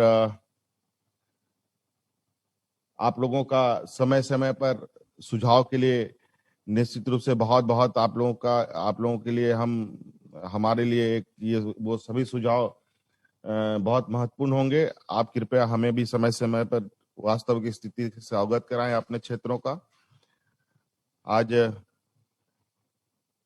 इन्हीं बातों के साथ, हाँ, कुछ चीजें, बादल जी का विषय है, अभी चक्रवात आने वाला है। और सर एक सुझाव देना चाह रहे थे। हाँ बताइए सर। हमारे एक था सर, हमारे दिमाग की उपज थी कि जो यहाँ हमारे राज्य में जो भी औद्योगिक घराने हैं या बड़े उद्योगपति हैं और केंद्रीय उपक्रम है जो हमारे राज्य में खनन का काम करते हैं और विभिन्न तरह की व्यापारिक गतिविधियां चलाते हैं। हमारे 450 के लगभग प्रखंड हैं। CSR के तहत हो या एक समाज सेवा के तहत हो, अगर सभी प्रखंडों में एक परमानेंट नहीं, ऐसा मतलब एक टेम्पररी स्ट्रक्चर वहां बनाया जाए जिसमें सभी सुविधा उपलब्ध हो सभी प्रखंडों में, और उनके द्वारा ही चिकित्सक और पैरामेडिकल कर्मी और नर्सेस मुहैया कराए। माननीय मंत्री जी, इस विषय पर हमारी पूरी चिंताएं हैं। हमारी जो उद्योग घराने हैं हमें किस तरीके से सपोर्ट करें और क्या हम कर सकते हैं राज्य के लिए बेहतर स्वास्थ्य में। हम अभी जो हमें सीख मिली है, जो हमें इस बार जो हमें चुनौती मिली है, इस चुनौती से हमें सीख लेने की आवश्यकता है। मैं आज के दिन में टेम्पोररी व्यवस्था नहीं बल्कि एक परमानेंट व्यवस्था की सोच पर हूं, ताकि हम आज नहीं, भविष्य के आने वाली पीढ़ी और लंबे समय तक स्वास्थ्य सेवा को लेकर के झारखंड को अब किसी के सामने खड़े होने की आवश्यकता नहीं पड़े। हम इस दिशा पे काम कर रहे हैं और इसके लिए हम कई कार्य योजना पर आगे बढ़ रहे हैं कि जिसको हम लोग आने वाले समय में अपने राज्य के लोगों को स्वास्थ्य लाभ दे पाएंगे। नहीं तो यहाँ बहुत सारी बातें जर्मन हैंगर के माध्यम से कई राज्य आनन फानन में जहां तहां कहीं 500, कहीं 200, 300, 400 बेड बना रहे हैं और मुझे लगता है कि 1 महीने 2 महीने के बाद वो कूड़े में चला जाएगा, कोई उसका उपयोगिता नहीं रहेगी। और हमारे पास बहुत सारे स्वास्थ्य विभाग के द्वारा बनाए गए अस्पतालें हैं जो चल नहीं रहे हैं, टूटने की कगार पर हैं। कई सरकारी बिल्डिंगें जो और भी विभागों ने बना रखी है, उन सभी का मैपिंग किया जा रहा है और कैसे हम इसको एक सर्किट के रूप में डेवलप करें राज्य में, हेल्थ सर्किट को, ये हमारी कार्य योजना है। और इसके लिए हम एक अलग से उस पर मेरा चिंतन मंथन हम कर रहे हैं। और ये जो झटका हमें लगा है और शायद ये झटके से हम निकल रहे हैं, ये हमारी इस राज्य की एक आंतरिक शक्ति है जो हमें बचा रही है, अन्यथा शायद हम लोग कहीं के नहीं रहते। इसके लिए हमें बिल्कुल इस राज्य के वातावरण, आबो हवा, इस जल जंगल जमीन को हमको शुक्रिया अदा करना चाहिए। और तो सर हम कहते हैं बार बार कि जहां से हम लोग सोचना शुरू करते हैं वहां आप कार्य रूप देकर बैठ जाते हो। और जहां एक बात आई है किसानों की, जो अभी चक्रवात को लेकर, और इस विषय पर हम कहना चाहेंगे। हाँ बताइए बादल जी। सर गढ़वा में सर बरडिया, कांडी और मझगांव प्रखंड है सर, जहां हम लोगों ने इंडोर्स किया था FCI को धान खरीद के लिए सर। FCI ने किसानों को SMS करके धान मंगवाया सर, करीब 8000 बोरी धान है वहां, और 2-3 दिन से वर्षा हो रहा है, FCI खरीदा नहीं सर। उन किसानों का क्या दोष है सर? कहाँ पर लोग धान मंगा लिया? बरडीहा, कांडी और मझगांव सर। अच्छा, 8000 बोरी है है सर, 2-3 दिन से लगातार बारिश हो रही है सर, और किसान धान वहां भीग रहा है। किसानों का कोई दोष नहीं है सर। एफसीआई के जो मैनेजर है वहां पर संबंधित लोग हैं, उन्होंने उनको एसएमएस करके धान मंगवाया सर। उन किसानों के सामने बड़ी बुरी हालत है, उनको आगे भी खेती करना है सर। इसको संज्ञान में लिया जाए सर, उन किसानों को। इसको अभी डिस्कस करता हूं। अभी चूंकि मंत्री जी ने खुद इस बात को कहा है, चूंकि एक गलती हम लोगों से हो चुकी है कि उसमें एफसीआई को हम लोगों ने थोड़ा सा बाइकट कर दिया था, थोड़ा हटा दिया था, इसलिए थोड़ा सा दिक्कत आई है। ठीक है, इसको अभी हम लोग वहाँ के सर मंत्री मिथिलेश ठाकुर जी गर्म भी हुए थे कि एफआईआर कराएंगे सर। जो कराना कराइए, लेकिन किसान को पैसे दिला दीजिए। नहीं, उसको अभी हम लोग करते हैं। और एसओआर के विषय में हम लोगों ने पहले ही निर्देश दे दिया है, और उस पर मुझे बहुत जल्दी ही उसको रेक्टिफाई करके राज्य के समक्ष रखा जाएगा। इस विषय पर चीजें आगे बढ़ गई, मीटिंग वगैरह भी बड़ी तेजी से हो रही है। बहुत जल्द इस पर भी हम लोग इसको ठीक कर लिया जाएगा। तो इस तरीके से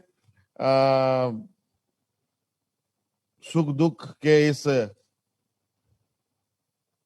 घड़ी में, इस चुनौती में हम सब लोग काफी दुखी हैं, काफी चिंतित हैं। फिर भी हमें ये लड़ाई लड़नी ही पड़ेगी, इससे हम इनकार नहीं कर सकते हैं। चाहे हमारे हाथ टूटे या पैर टूटे या कुछ भी हो, लेकिन हमें चलता रहना होगा। और निश्चित रूप से एक दृढ़ संकल्प के साथ हम लोग, मैंने पहले भी कहा, चक्रवात वाला बोल रहे थे सर।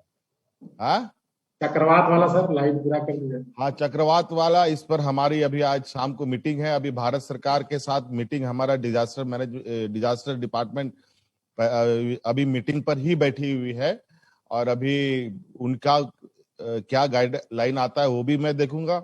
और उसके बाद हम लोग की एक अलग से शाम को मीटिंग होगी। उसके बाद सर 3 दिन कंप्लीट लॉकडाउन लगा दिया जाए सर। ट्रेन वगैरह सब रद्द है सर, सब लॉकडाउन कर। 27 तक तो लॉकडाउन हम लोगों का पहले से ही है। नहीं सर, संपूर्ण लॉकडाउन कर दीजिए सर। सुरक्षा सप्ताह वाला नहीं, संपूर्ण सर, एकदम मूवमेंट स्टॉप। चलिए, इस विषय को देखते हैं। अभी हम लोग इस पर हम लोग की बैठक है शाम को, इस पर हम लोग आगे निर्णय लेंगे। धन्यवाद, बहुत बहुत जोहार सबको। आप लोग सुरक्षित रहें, घर परिवार लोग सब लोग सुरक्षित रहें। हम लोगों ने भी बादल पत्रलेख जी, हमने भी काफी खेती किया है। हमारे यहाँ भी फसल बिक नहीं रहा है, बल्कि अब लोगों को बांटा जा रहा है। हमारी स्थिति तो और भी हालत में से हो गया। सर सुना आप सर फ्री में तरबूज दे रहे हैं, लेकिन कृषि मंत्री जी को भूल गए सर। नहीं, वही तो, आप तो खुद ही कहाँ के तरबूज खा रहे हैं। मुझे तो काफी पता, हमको खबर हो रही है कि आप कृषि मंत्री देगा सबको कि कृषि मंत्री ले